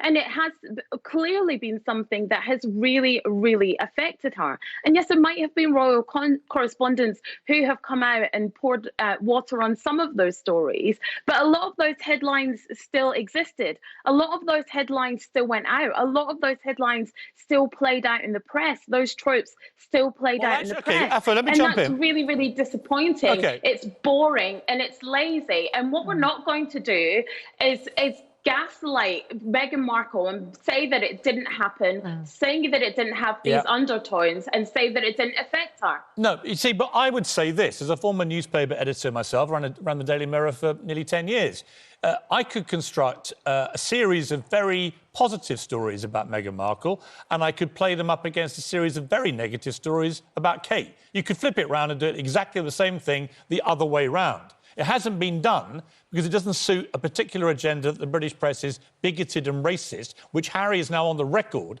as saying in this interview that the British press in totality is bigoted. And I just take issue with that. Nobody that I work with at the Daily Mirror, I can tell you, in nearly 10 years, Kevin, you were one of them. I don't recognise the fact that our newsroom was bigoted or racist. But when a black woman explains that is her experience... No, but it's based on headlines that have been compared which slant positive Kate, negative Meghan. I can tell you, No, but absolutely she takes issue nailed with down, that. you could do the opposite. No, but you she could says take there's a difference between someone being rude about an individual, Yes. about Kate, and someone being racist. But there's a presumption of racism based on 2 stories about avocados. And my point is, if you want to be fair about it, go and get me 1,000 stories about Meghan and Kate, and I can play the same game the other way round. I do not believe there has been systematic racism or bigotry towards Meghan Markle and the British press. And I simply, again, like we did yesterday, we've got all these front pages from the engagement and the wedding. I have never seen the British press more united about anything in my life than the fact that this was a great thing for the royal family, that a biracial woman was coming in to the family. And I think you can, you could look for examples like the avocado and say, well, look, there you are, racism. Or it could just be it was a daft story about linking avocados with one of them to something, and a few years before you had it done in a different way. But there have been a gazillion stories about both these women. They both had hugely negative press and hugely positive. Camilla Parker Bowles had the worst press of anybody. Diana had ferociously good and ferociously bad press, as did Charles, as does William. The others have learned to somehow navigate through all this. And I think it would have been better for Harry, personally, to have tried to navigate through the good and bad. It seemed to me both of them loved the good press, but anything negative, they reacted like Vesuvius.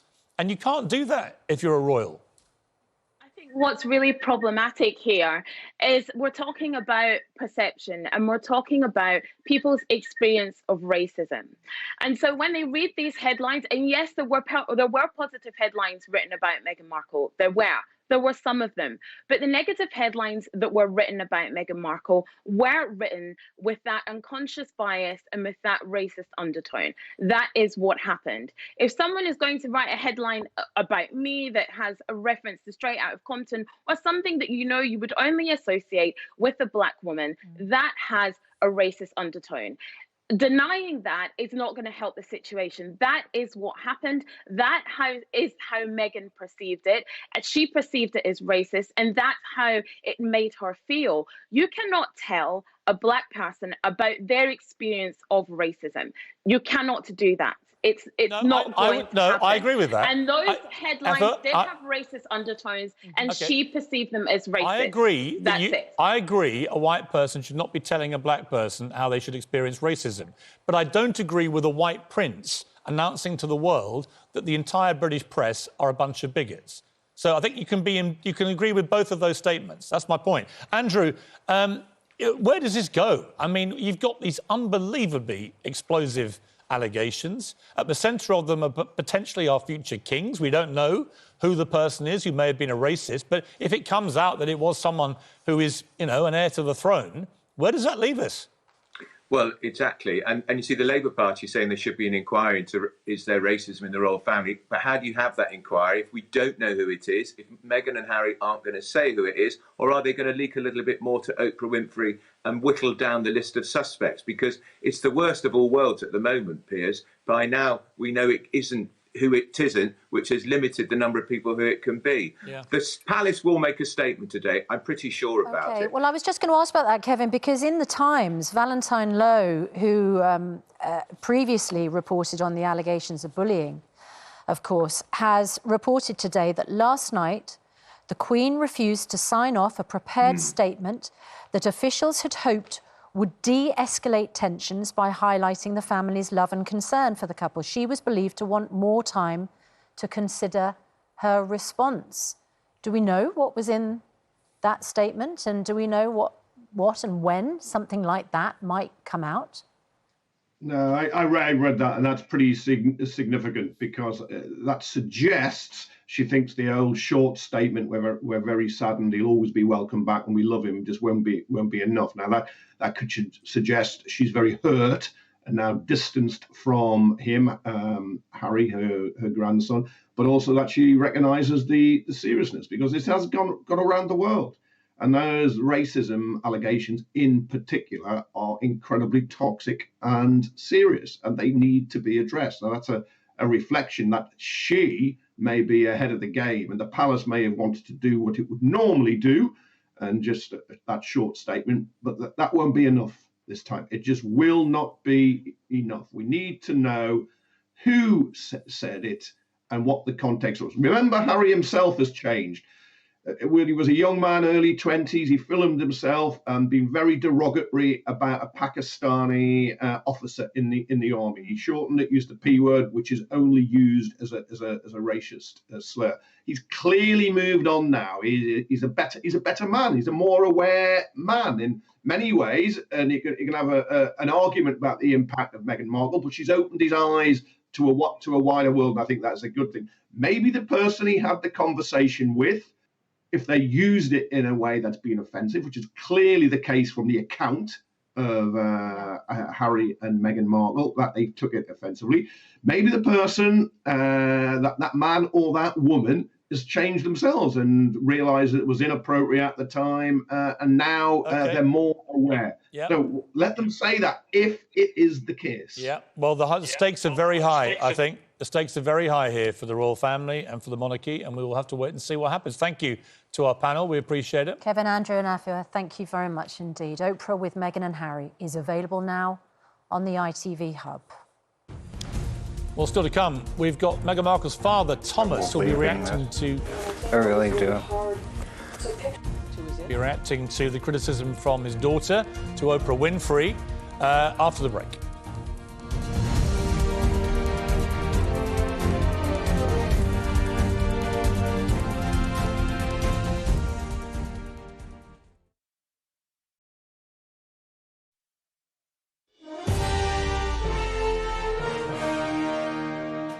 Morning. Now, holidays have been off the cards for a while, but this is a prize that could change all of that. We're giving away a brand new VW camper van, and it's this. So as soon as we've got the green light to travel again, you'll be good to go with your accommodation sorted already. There's enough space to sleep 4, 2 downstairs and 2 up here. Also included is a fully fitted kitchen with a hob, a fridge, there's even a kitchen sink. On top of the camper van, we're also including £40,000 for you to enjoy. So you'll be all set to head off on an adventure with this prize worth over £100,000. If you want to win, here's how.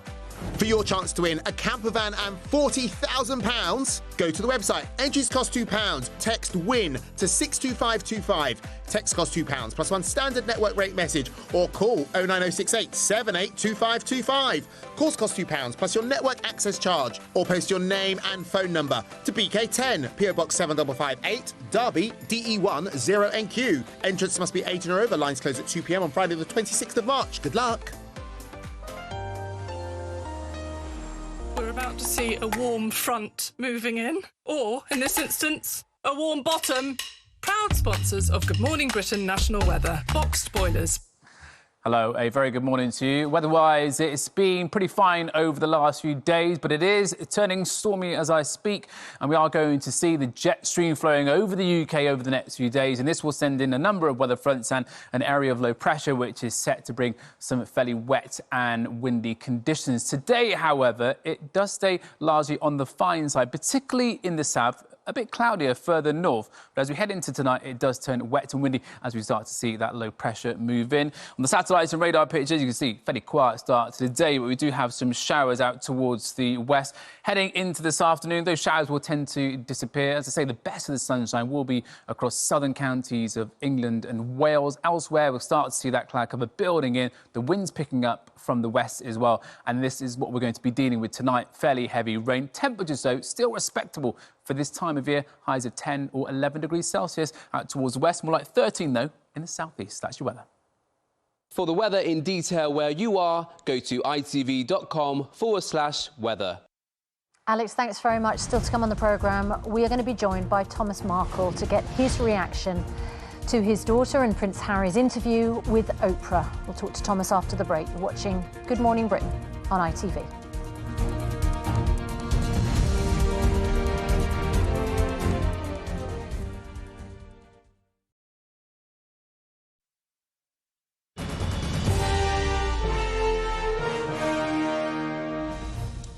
Well, one of the many millions of people around the world who watched Prince Harry and Meghan Markle's explosive interview with Oprah yesterday was the Duchess's father, Thomas Markle. And we were with him as he watched his daughter tell Oprah Winfrey that she felt betrayed by her dad. But now it's his turn to put his side of the story. Going to be speaking to him in just a moment, but first, let's hear what Meghan said about her father. Did it feel like betrayal when you found out your father was working with the tabloids? I'm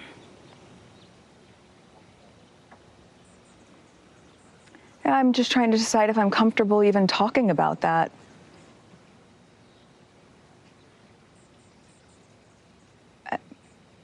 If we're going to use the word betrayal, it's because when I asked him, we called my dad and I asked him, and he said, no, absolutely not. And I said, you know, the institution has never intervened for anything for us, but they can try to go in and kill this story.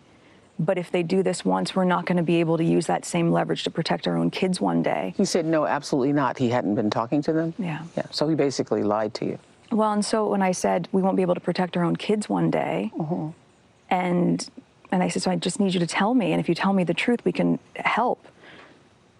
And he wasn't able to do that. And that for me has really resonated, especially now as a mother. Thomas Markle joins us now from Mexico.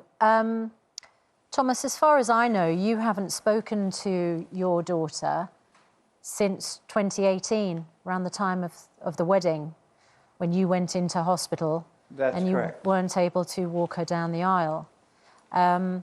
So this is, you know, one of the first times you've sort of been able to hear how angry she is, it appears, with you and what happened in the run-up to the wedding. She talks about it in terms of betrayal. What was your reaction when you heard her talk to Oprah like that? Well, like I said, this is actually the first time I've heard her speak in 4 years, about 4 years. The last time we spoke, we didn't speak, we actually texted each other. I was laying in a hospital bed after having a heart attack. And I had to tell them that I couldn't come to the wedding. At that point, we pretty much said goodbye. I actually wasn't quite saying goodbye. Harry had said to me at that point, if you had listened to me, this wouldn't have happened to you. And me laying in a hospital bed after I've had a procedure and getting a stent put here and a stent put here, felt that was kind of snotty, so I hung up on him. And that's the last conversation we ever had. Thomas, you've never met Harry. You've never met your grandson, Archie. I mean, it's an extraordinarily sad family situation, putting aside the fact there's royalty involved and everything else. How do you feel about this? Well, I'm very disappointed about it. I don't think that. I mean, I've apologized about this thing, what happened, at least 100 times or so. Bottom line is, I've never heard back from Meghan or Harry in any way, shape, or form. When they say that I'm marrying and taking advantage of the press, well, basically what I do, because I haven't heard from them, is I'll do a story for the press. If I don't hear from them in 30 days, then I'll do another story for the press. And I've yet to hear from them. Thomas... I would love to hear from them. Of course. And they would say, Thomas, why do you keep talking to the press? What's your response to that? Because they're not talking to me. The story... when they decide to talk to me, I'll stop talking to the press. Okay. The story that appears to have caused the rift was you making a deal with a photographer to have photographs of you put into the public domain, which painted, in your view, you in a better light, researching royal palaces, being measured up for a suit. And it seems that what Meghan is saying is she asked you at the time, did you do that? because their issue was the way they were being covered, their privacy being invaded, trying to protect everybody around them and make sure that the press only had limited access. She says in the interview that she asked you, did you do that? And that you didn't admit to doing it. Why weren't you honest with her about what you'd done? Can I tell my side now? Of course you can. Okay, well, my oldest daughter was contacted by a man named Jeff Rayner, who was a photographer, who said, if you can convince your dad, we can make him look good. For a year, an entire year, every day I walked out of my house, somebody was taking photographs of me. I couldn't go anywhere or do anything without being photographed buying something, coming out of a store. And God forbid I'm buying beer for the guys at the guard gate. Everybody knows I don't drink, but I bought beer for the guys at my guard gate. And they were making me an alcoholic. They were calling me names. They were talking about the way I dressed. So yes, I went for this deal where this man was going to make me look better. Maybe I got sucked into it, but I believed him and I thought it was going to work. It didn't work, of course. When it was exposed, I called him. I said, "What's happening?" You know, bottom line is he's supposed to have been a great distance away from me shooting on long lens. He actually walked into most of the scenes. So I said, "What's going on?" He said, "Don't worry, I've taken care of this many times. I'll make you look great." Well, they waited till 3 days before the marriage and released the photos. When that happened, I called him and I said, "What's going on? What are we doing? How'd this happen? What do I do?" He said, "Just deny it, go away in 1 day." It didn't go away. Hasn't gone away yet. So when Meghan said to you, have you done that? Have you set those photographs up? Did you discuss that with her? I denied it. I denied it. You denied it to your daughter? Yes. Do you wish that you'd done something differently now? Because the way that she speaks about it, Well, I she was wish I hurt by hadn't. that. I wish I hadn't done the whole thing. But here's the other side of this coin. I mean, it's like no one took any time to protect any member of our family. We were attacked by the press every day. My oldest daughter, my son, myself, our grandchildren, all of us were attacked by the press. Nobody was there to care for us. Nobody looked after us. When you saw Thomas... I was actually told that... When you saw Meghan talking about the lack of help she got from Buckingham Palace, did that resonate with you that you yourself and your family got no real help in how to deal with the whirlwind that came your way? Exactly. No one helped us. And then I saw a headline that said they recommended to Harry and Meghan that someone come and help me. Someone come and take care of me. And Meghan and Harry denied that and said, "Don't do it." So I was left out to dry. And in spite of all that, I still apologize. I'm apologizing today again. But here again, and I also said we all make mistakes. I also said we all make mistakes, but I've never played naked pool. And I've never dressed up like Hitler. Now, of course, I'm sure that made Meghan get really angry with me, but that's how I felt at the time. And Thomas, obviously we all know about this letter that she sent you, which then appeared in the Mail on Sunday. She's just won a court action against the Mail on Sunday for publishing that letter. What do you want to say about that? I'm the one who released the letter, a part of the letter. And that was because a magazine was doing a story about me. Meghan's friends were telling a story about me that were mostly lies. And after reading these things, these lies, I said I have to retaliate. And by retaliating, I released part of the letter. I didn't release the whole letter. Had I done that,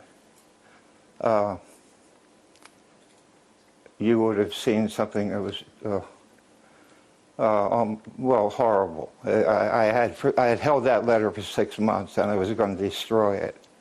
It was so bad. Really? What, something that Meghan said to you? Yes. A lot of things that were said to me. The word love was never in the letter for me. Although the people in the magazine said that she reached out to me with love and wanted to get back together. That wasn't the letter at all. That wasn't what it was intended to do. Thomas, you took care of Meghan on your own for years. You know, she came and lived with you. Yes. For a long Yes. time. A long time. And now Yes. you're completely estranged. And, of course, there is an irony that they've now been doing a series of interviews and pictures to promote their own image and make lots of money out of that, you know, in different ways. What do you feel about that you were basically pilloried and shamed for doing, by them, for what they are now doing to promote their own image? Exactly. I've been pushed around and knocked down for one thing I did, for one big mistake I made, and I've apologized for it as many times as I possibly can. However, I love my daughter very much. Had I known she was having psychological problems, I would have been there for her. Biggest problem here is she's pretty much ghosted all of her family, on her mother's side and my side. So, you know, she really had no one to reach out to. She would have had us if she'd kept us. Okay, because that's, I mean, as her father, and you know, everyone knows that you're currently estranged, but watching your daughter describe that she had the darkest thoughts while she was pregnant and didn't get the help she needed, that must have really hurt. Well, it really did upset me. Like I said, she could have. It would have been easy for her to reach out to me or any of the rest of her family, who she claims she doesn't know. But the other thing is that I would think that she could turn to her husband. Well, she says she did turn to her husband, and her husband cradled her, looked after her, held her hand, was by her side, and clearly supported her. Well, okay. Obviously not supported her that well. Do you think that you are going to be able to mend your relationship the bottom line is, you know, she didn't lose me. You know, she made a statement saying she lost me. She didn't lose me. I would have always been there for her. I'm there for her now if she wants me. But it's been a long time. This thing about the press and so forth, I've done maybe 3 or 6, about 6 articles for the press. And as everyone knows, every other little newspaper takes those articles and suddenly it's 100 articles. But I've never done that many. I do it only every 30 days. What did you feel, Thomas, about the content of the interview that didn't involve you, the serious allegations against the royal family, the personal attacks on Prince Charles, on the Duchess of Cambridge, on the monarchy, on the institution? It's being seen as a real attack on the monarchy driven by your daughter and Prince Harry.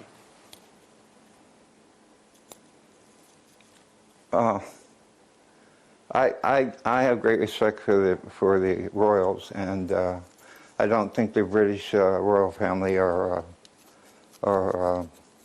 racist at all. I don't think the British are racist. I think Los Angeles is racist, California is racist, but I don't think the Brits are.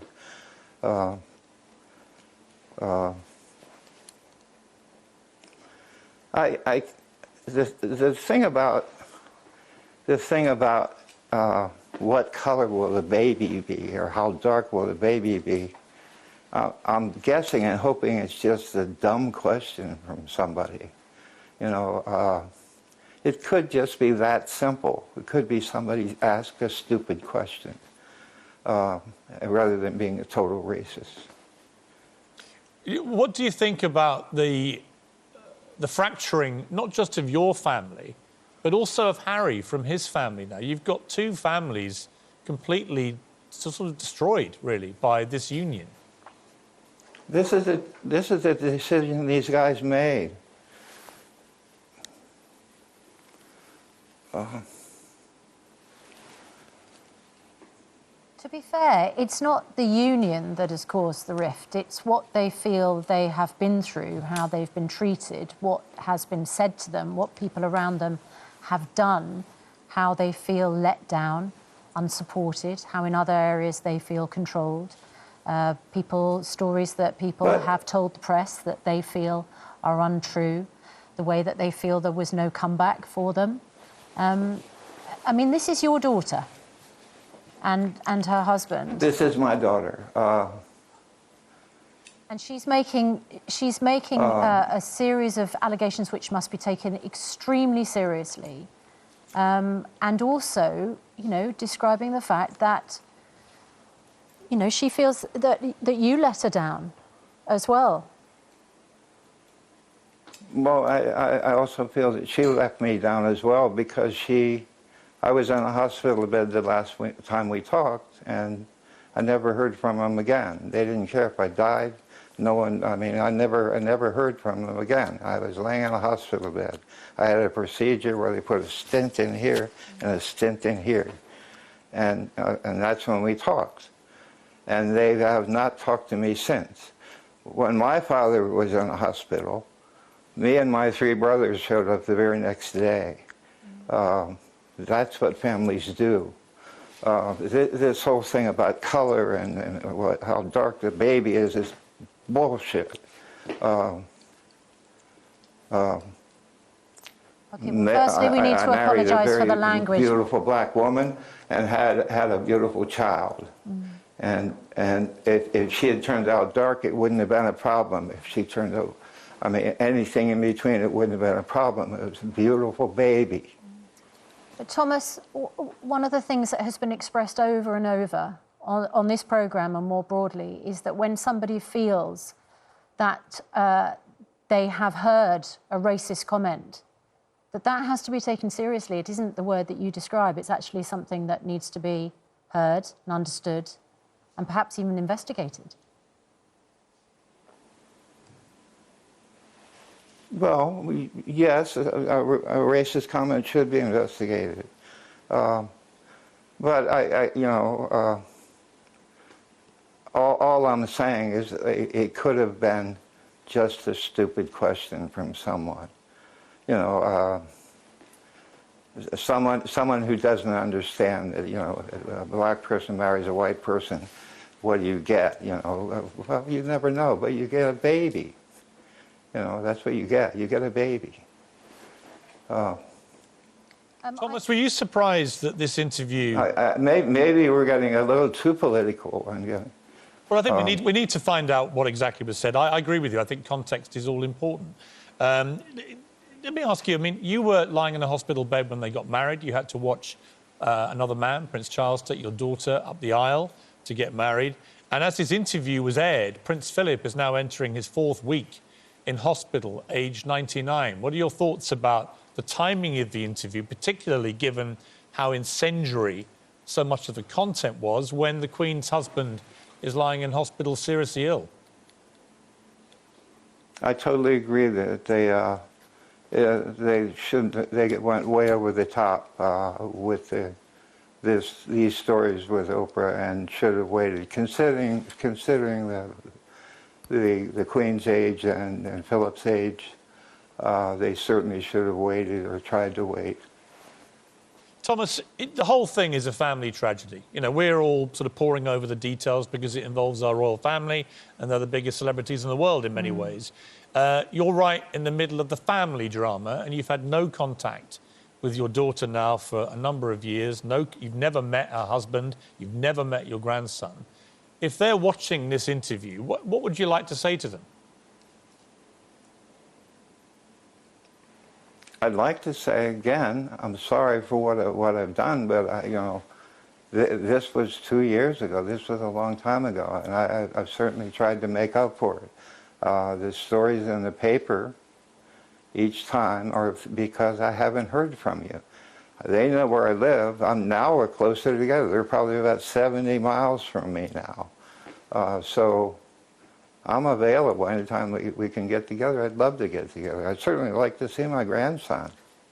70 miles is not very far, is it? It's about an hour's drive. Not at all. I hope that happens.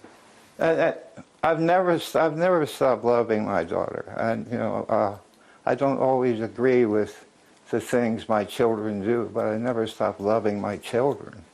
You know, I certainly love Meghan, and you know, she can be angry with me, and she can tell Oprah how angry she is, but I'm still her dad. And if you ever read Tig, apparently, you know, there's a thing on Tig where she talks about me. Yeah, and she makes a statement to. She makes a statement saying there should be more guys like my dad. Yeah. So there must be something good left here somewhere. You know, when I read, you know, we've all read it, the Father's Day message she left for you on that website that she had, and it was incredibly heartfelt and moving and showed you great love and gratitude, actually, for everything that you'd given her. So it's a family tragedy. You know, they are 70 miles away. It would be nice to think that amid all this mudslinging, that at some stage Harry might want to meet the father of his wife, and he might want to bring his son so that his granddad can say hello. I hope it happens, Thomas. It's good to talk to you, and we wish you all the very best. Thank you for joining us. Thank you very much. Thomas Markle having his say. You know, it's just. I've always felt sorry for Thomas Markle. I think he just got thrown to the wolves without any help or protection, which ironically, of course, is exactly what Meghan and Harry claim happened to them in the palace environment. But they had the ability, if they wanted to do more for him, to go and see him. It's sort of crazy that Harry never met him. Except in the interview, she contrasts, doesn't she, her father and her mother. You know, the fact that her mother, Doria, has not spoken out, hasn't done interviews, didn't do photographs, maintained what they describe as a sort of... But I get why he did those silence. pictures. You know, every day bad pictures were appearing of him with no help from the palace or anyone.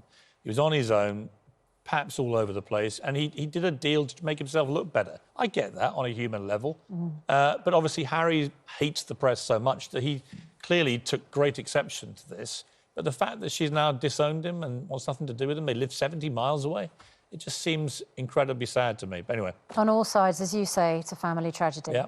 18 minutes past 8. Let's catch up with the headlines. Here's Charlotte. Good morning, and the headlines this morning is that the Duchess of Sussex's father, Thomas Markle, has told Good Morning Britain he thinks his daughter and Prince Harry should forgive him because, in his words, everyone makes mistakes and he's apologised 100 times. His plea came after new extracts from their interview with Oprah Winfrey were released, which showed Meghan criticising him, saying it felt like a betrayal when she found out her father was, in her words, working with the tabloids. Thomas also said he didn't believe the royal family or the British people were racist. Well, the interview remains a big talking point here. A lot of people eagerly awaiting to see if the palace will be responding to Harry and Meghan's explosive claims. This is the front page of the New York Post. Drama queen, it reads. Meanwhile, the Duchess has also been talking about the breakdown of her family life, accusing her father of betraying her. Well, the royal family have yet to respond to the series of bombshell accusations made by the Duke and Duchess of Sussex, including one of racism over the colour of Archie's skin. Senior royals and palace officials are reported to have held emergency meetings, but the Queen is said to have chosen to hold back from issuing an official statement.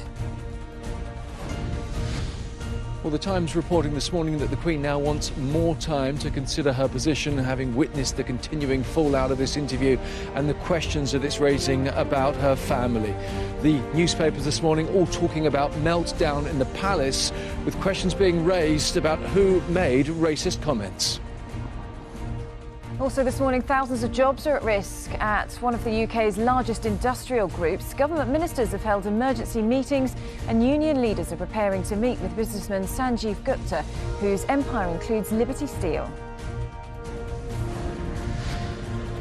Sanjeev Gupta became known as the saviour of steel after buying out a number of plants like this one, which many thought would never be profitable again. But he did that by borrowing billions of pounds from a company called Greensill, which is now heading into administration. Mr Gupta says he's looking at ways of diversifying his finances, but with 5,000 jobs on the line, this great British industry may just need a new saviour. And in other news from America this morning, the suspect in the death of Harry Dunn would be willing to undertake community service and was truly sorry for Harry's family and the pain that this has caused. That's according to her lawyer. Anne Sakoulis was driving outside RAF Croughton in Northamptonshire when the 19-year-old motorcyclist died. The US government asserted diplomatic immunity on behalf of the 43-year-old. That's it, you're up to date with the headlines. Now let's get the news, travel and weather where you are.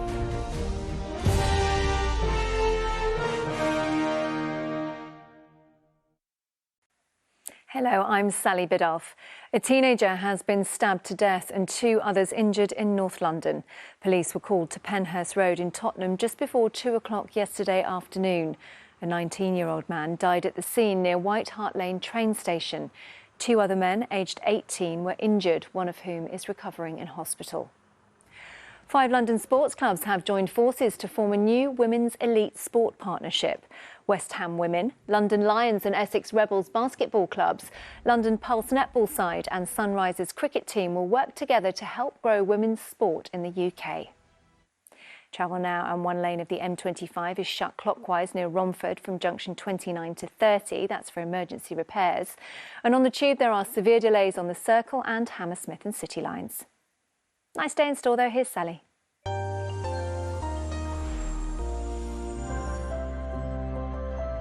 Dentec Temporary Tooth Repair Kit sponsors the local weather on Good Morning Britain. Hi there and a very good morning to you. A little bit chilly out there this morning. Might be a little bit of patchy frost around, but otherwise some sunny spells out there for many of us to begin the day. As we head through into the afternoon, some more cloud building up, as you can see. It's mostly dry, maybe just the odd chance of a shower to the north of London. Temperatures tiny bit warmer than yesterday, highs of 10 to 12 degrees. See you later. Back now to Piers and Susanna.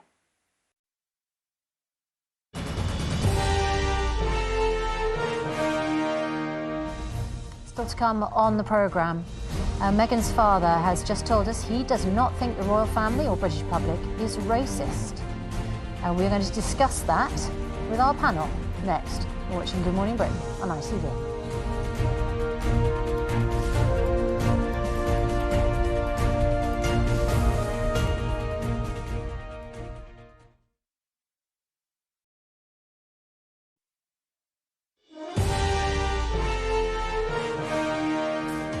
Morning, here's your chance to win an amazing prize worth over £100,000. And it all starts with this. Yeah, this brand new VW camper van could be yours. That alone is worth £69,000. As well as that, we're going to include some cash. £40,000 in cold, hard cash could be yours. Just imagine having 40 grand in the bank and that parked outside your front door. And don't worry, it's really simple to set up. Don't believe me? Have a look at this.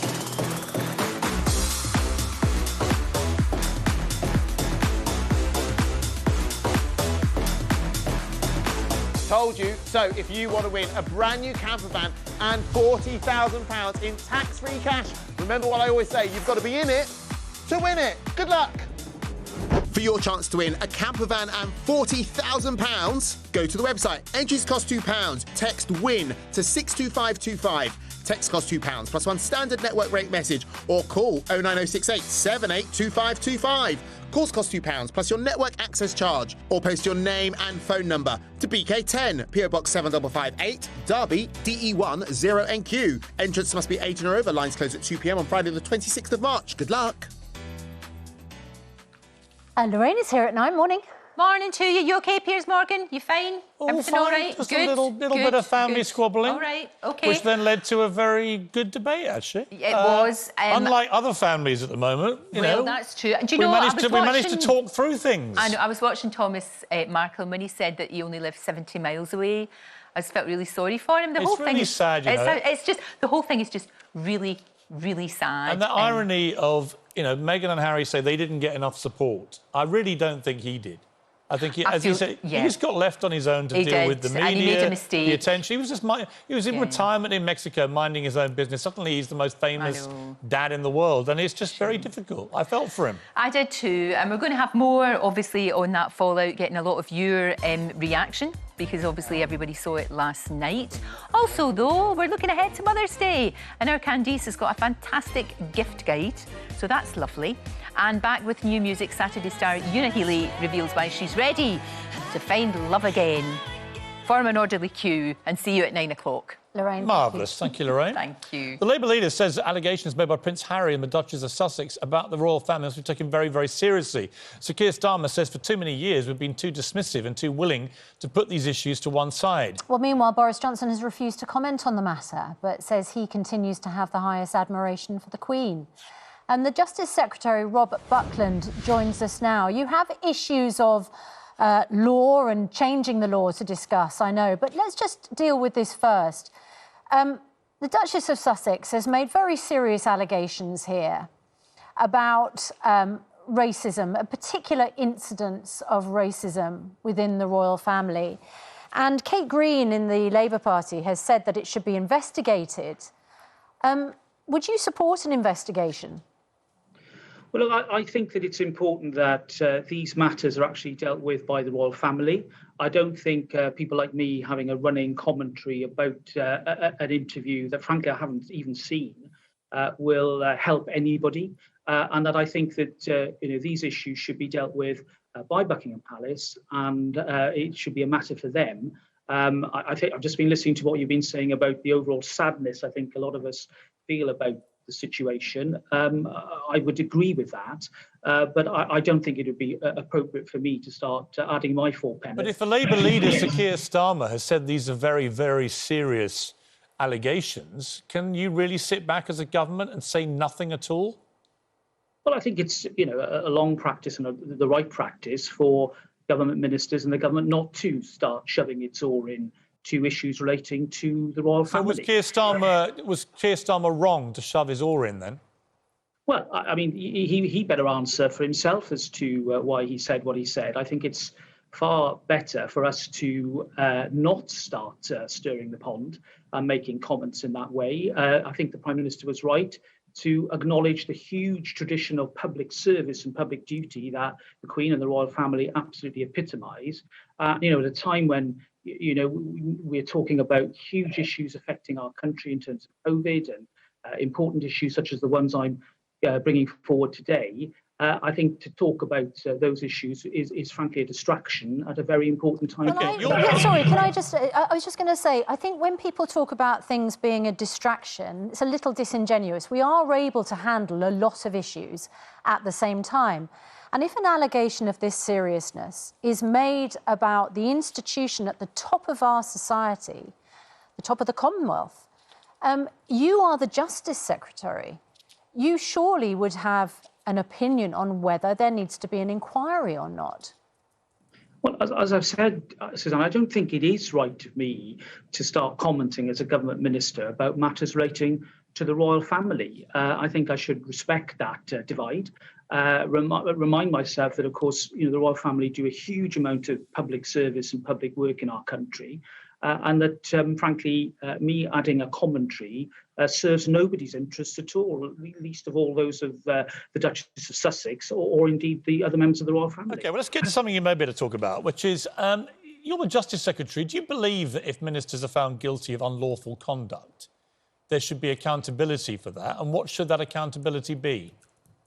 Well, I think, Piers, you're referring to the case involving the Health Secretary in the department the other day, where the judge ruled that the department and the Health Secretary had acted unlawfully. He declared that in court. That's a binding declaration. That means the government has to abide by it. And I think it's vitally important that that is done. The detail relates to the publication of information relating to contracts on PPE. That wasn't done. That should have been done. And that will be abided by, and it's abiding by the rulings of the court. That is the essential thing here. I'm only asking because when we asked Matt Hancock about this, he didn't think he'd done anything wrong. In fact, he doubled down and said he'd do it all over again. Let's take a look. If I were given my time again, and if I was given the choice between doing work that saved lives or filing the paperwork at exactly the right date, I would have done the same, and so would you, Piers.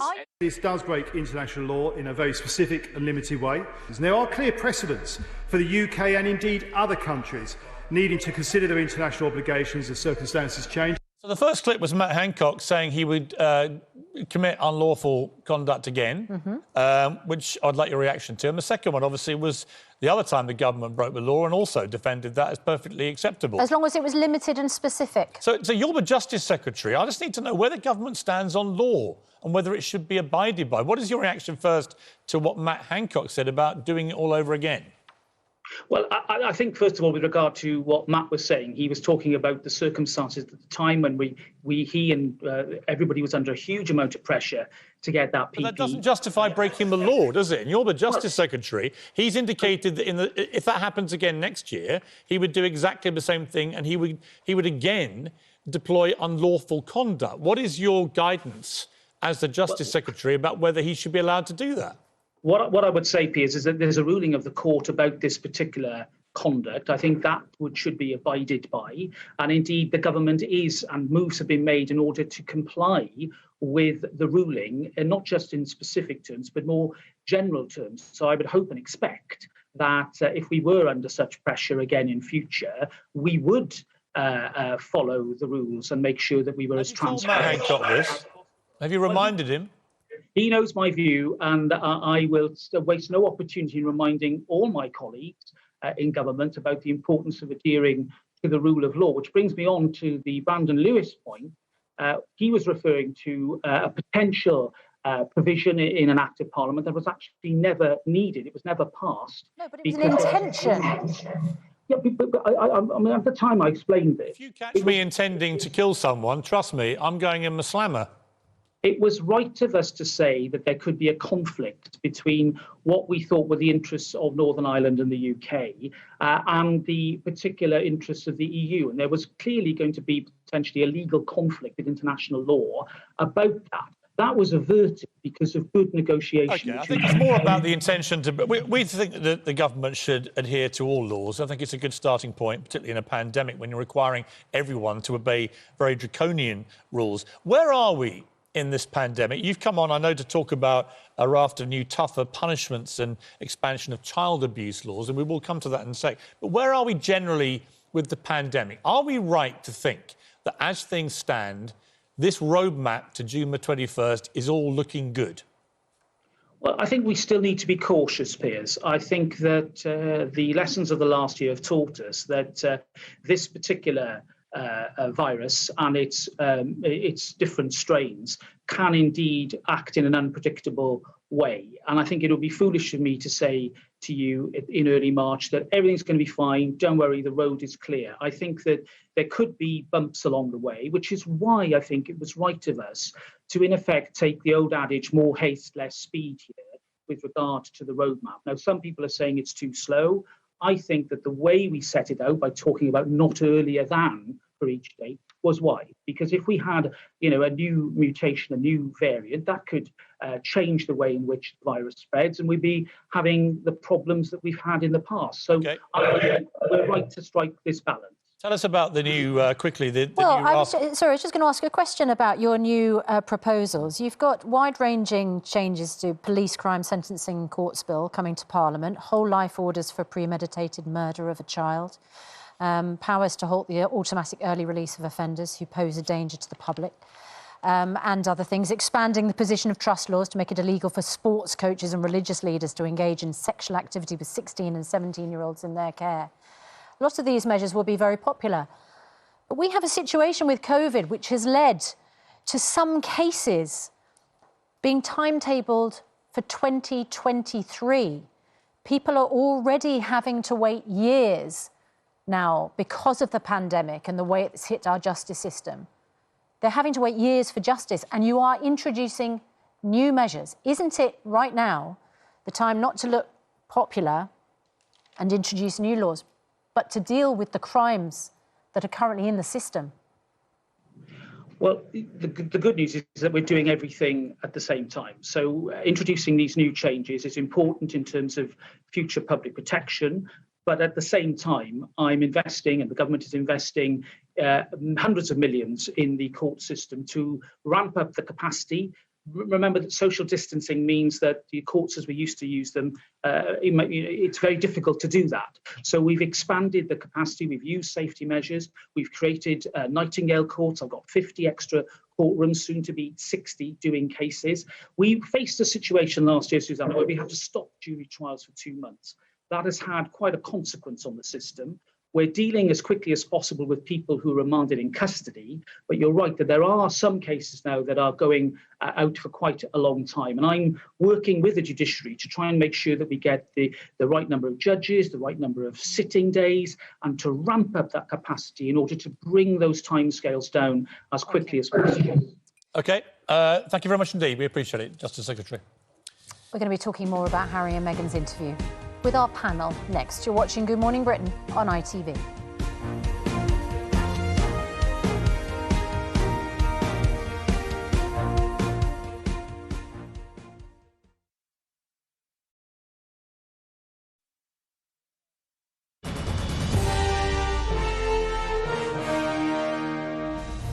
Well, the Duchess of Sussex's father, Thomas Markle, has told this programme he doesn't think the royal family or the British public is racist. He was talking to us after Meghan and Harry's explosive interview with Oprah, where they claimed concerns were raised by a member of the royal family about the colour of their unborn baby's skin. Well, joining us now is Grazia columnist Atajul, royal commentator Jenny Bond, broadcaster Nana Akua, and royal commentator and biographer Robert Jobson. Robert Jobson... And Alex is here as well, of course. Yeah, Robert Jobson, you've covered the royals for a long time.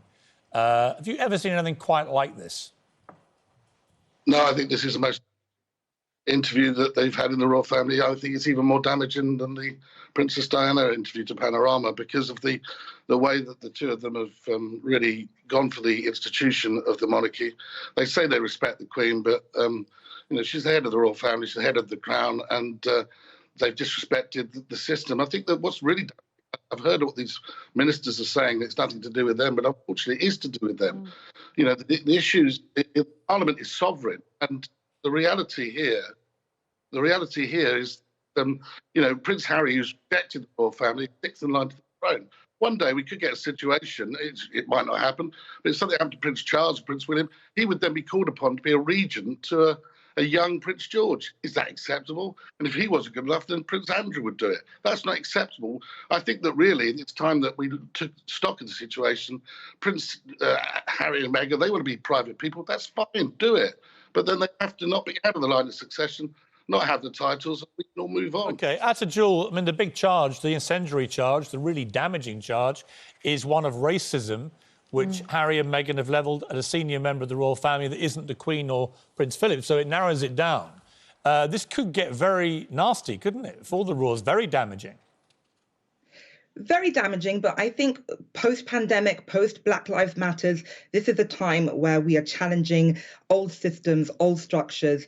I believe Meghan when she says, and Prince Harry when they talk about institutional racism, because I've experienced it. I have been the only Black woman, Black voice in a room full of power, which doesn't look like me. I worked at Vogue House. to get into the room, to get into the building. I had an interview with the head of HR. I was asked, because you have such a great education, do you feel more white?